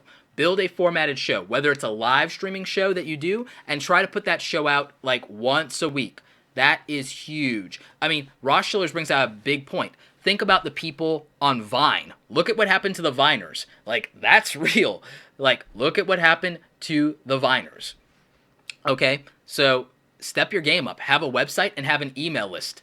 Because, something could happen to your account. Something could happen to the platform. And you need a way to reach people and let them know, hey, I'm not going anywhere. I'm alive and well. So that's super important. Number 8, in terms of how to grow a YouTube channel in 2017, another strategy that I'm going to give you that is something that I've talked about before, but I haven't given this as a specific strategy. Evergreen content. Content that is good forever. Content that is good for years. Some of you, this will be really easy for you because product reviews are a great example of this. Double down on product reviews because those are evergreen content. If you have a content that is a tutorial-based thing, double down on that. If you have a review of something, double down on that. Because those things last for as long as people are going to be interested in buying that thing or researching that thing. So that will get you views over time. Videos I did 2 years ago still get 10,000 views every single month and generate hundreds of new subscribers. Hundreds of those new subscribers every month come from videos that I've already done that are still relevant to people who want to find those. And it's not limited to an education channel. This works for beauty channels. This is something that works really good for beauty channels. This works for fitness channels, yoga channels, cooking channels, lifestyle channels. Evergreen content is a disproportionate hack that people don't realize because everyone wants to just get into trending and everyone just wants to follow a trend when evergreen content sustains your channel over time and means that the more content you make over time, then the more new subscribers and new views you get over time. So that is huge. Okay? Number 9. Number 9, you may or may not entirely agree with, but it's going to be step up your visual branding because YouTube is more competitive than it's ever been, which means that if you have a channel and your thumbnails don't look good and your channel artwork doesn't look good, your production values should at least look as good as this live stream, which means that with a $60 Logitech camera and a $60 microphone, for less than $200, your YouTube content can look really good. If you use your smartphone, then get a Rode Video Mic Me for $60 so the audio is really good. Get an $18 ring light, a selfie ring light, and so that gives you good audio and good lighting on a smartphone. Get an Archon mount for $30. So if you do that, for $200, you turned your phone into a YouTube studio. And then that's good enough because that really will step up how your stuff looks because once they click on it, getting them to stay is a little competitive. The content itself can be good, and it should be, but if you can up the quality of the production even a little bit, it can help you stand out when you're small because they won't expect that from a small channel. So I would say that. It's also why I keep evolving with the visual branding. I had Joshua Pomeroy make the mini Roberto character that you guys love. I had him do that, and he's working on new poses. I have a motion graphics designer, Bernard S. Fields, working on some more motion graphics. I'm doing some motion graphics on my own. So I'm doing massive visual rebranding for all of my content. and doing thumbnails and branded intros for certain shows and fly-ins and all kinds of stuff. I have someone producing exclusive music for my channel, so I'm increasing the branding around this stuff to stand out even more, because as the channel grows, I have to compete and I have to make all my stuff look and sound better than people who have 1 million subscribers. So if you're a small YouTuber, try and beat the production values, if possible, and the visual branding and thumbnails, if possible, of someone with 1 million subscribers. Don't use being a small YouTuber as an excuse to do subpar branding, subpar thumbnails, artwork, quality editing. Like, compete at the level of someone who has 100,000 or 1 million subscribers and just try and step your game up. And if you're struggling with that, watch my Monday graphic design videos and maybe you can make better thumbnails. Watch my video editing and video filmmaking tutorials on Wednesdays. Watch my tech videos if you don't know what to buy. All the content on this channel can help you be a better creator. That's just how it is.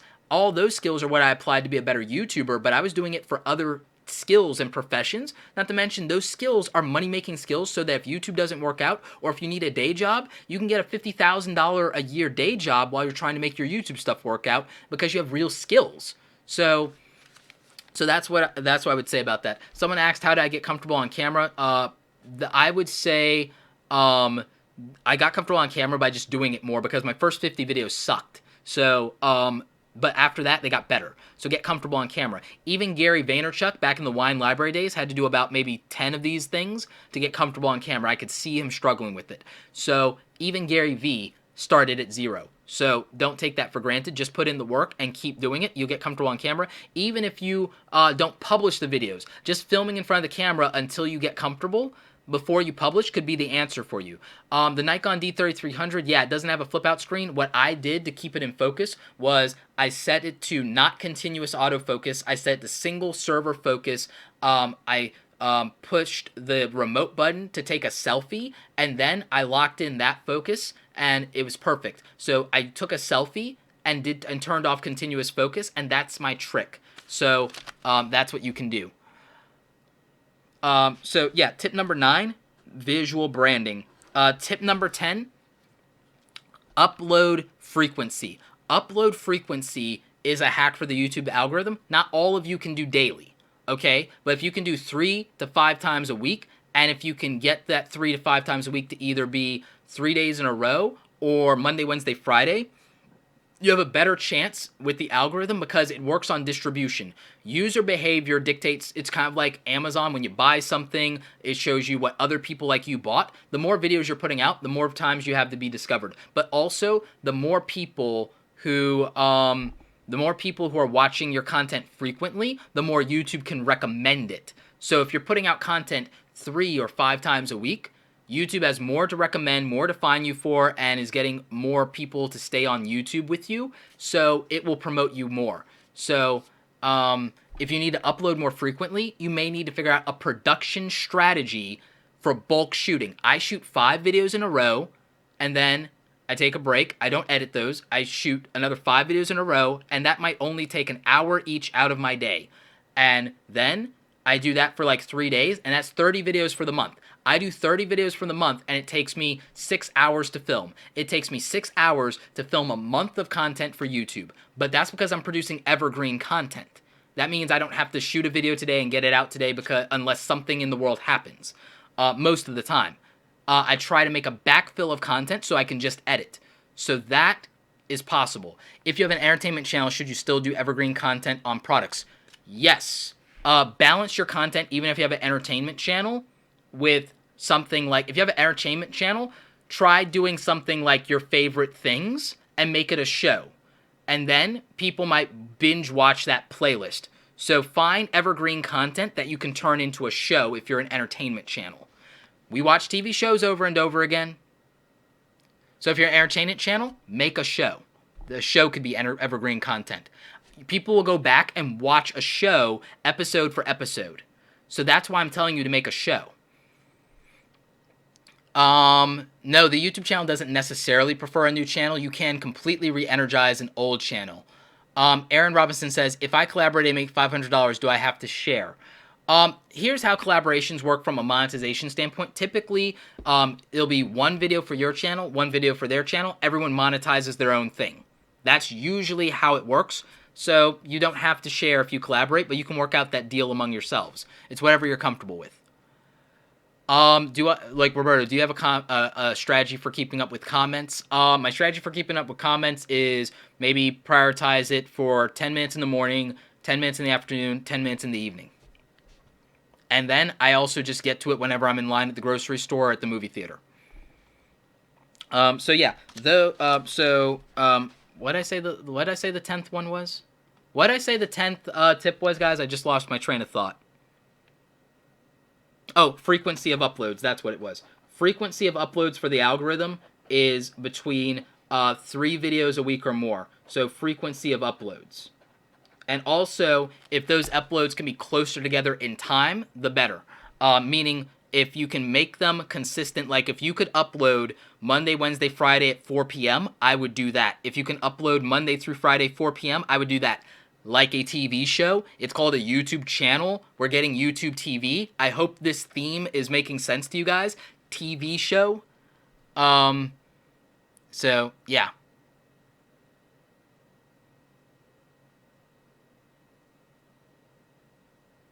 So yeah, I'm also, sometimes I'm repeating things because people might be new coming in because it is a live stream, but also I have the chats here on the screen so people can kind of keep up with what's going on as well. So that makes sense.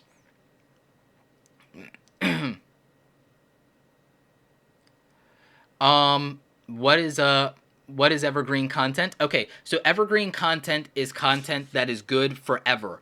Evergreen content means that even if I recorded a video a year ago, like a tutorial, it is relevant to someone today who is trying to solve that problem.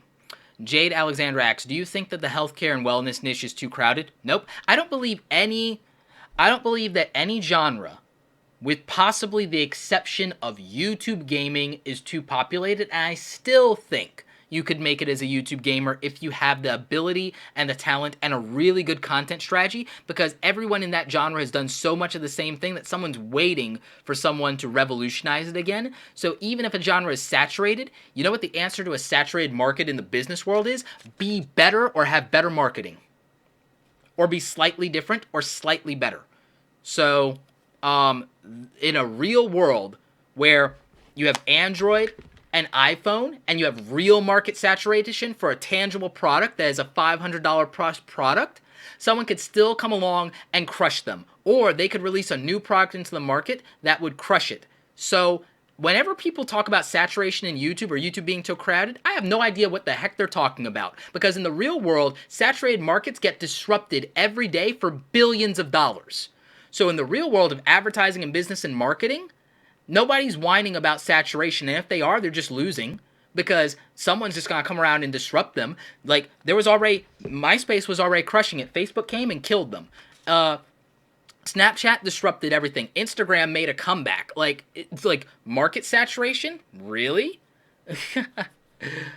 So, I mean, that's a thing. Hey, Ruben, how are you? So that's something that would matter. Marshmallow says, how would you grow views with a young audience, specifically kids? Their access to social media is limited, 4 to 9.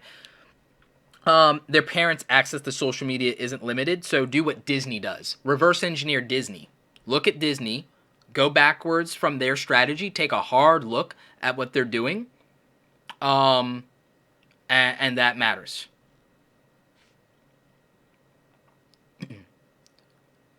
What did I say for the second tip? I'll do a recap, but longer video content and optimizing for watch time was the second tip.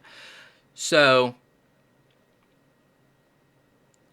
Mega Man 14 says, yo, I'm doing gaming, and it's like every kind of thing has already been done. I'm trying to figure out how I can be better.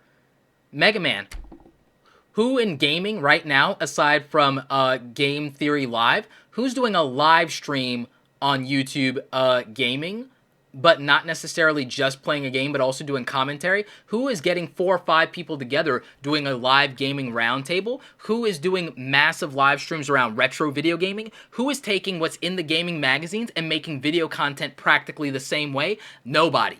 Nobody, Mega Man. So don't tell me everything's been done. Like, I'm just being real with you. Like, YouTube gamers, I love you guys, but I also get frustrated with you guys because I hear just so much of the same thing over and over, and all of you are doing the same thing over and over. There's so much room for disruption. I wish I cared more about gaming like when I was a kid, because I would come to YouTube gaming and I would crush all of you. And I say that partly with bravado, but I'm dead serious. I would crush all of you because I would just take Nintendo Power Magazine, my archives of Nintendo Power Magazine, I would reverse engineer the marketing and content strategy of Nintendo Power Magazine. I would do Throwback Thursday gaming on Thursdays, and I would be doing retro gaming on Thursdays. I would be doing highlight reels over the weekend of the top YouTube gamers that are playing video games and doing a news show around that. I would be doing like I said, the Retro Gaming Throwback Thursdays, riding that hashtag. I'd be building an Instagram strategy around gaming. I would be beating you guys with graphics and stuff like that. I would be doing occasional cool videos where I do Freddie Wong style stuff and I simulate a video game in real life, and I would beat all of you. I would crush all of you. I wouldn't beat PewDiePie, but I would be up there. I would go to a 1 million subscribed YouTube channel in the gaming genre real freaking quickly because none of you are doing anything creative like that. And that's just the truth. I hate to say it. I would do verses on video games, comparing video games, and I would sit there and I would go, hey, this game versus this game, and I would have people like sit there and do it. I would do gaming roundtable panels. I would invite YouTube gamers to actually debate on my channel using Zoom and Wirecast or OBS, and I would crush you guys. So that gaming, despite its saturation, is something where people can't win. I think that's the answer. I think about their life and their dreams and not think of struggling in YouTube.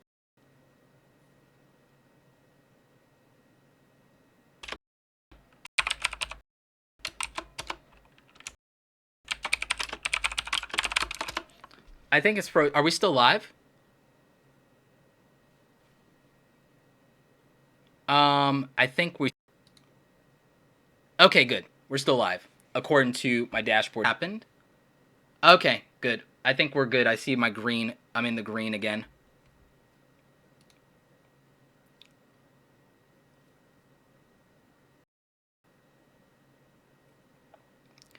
All right, so I think what happened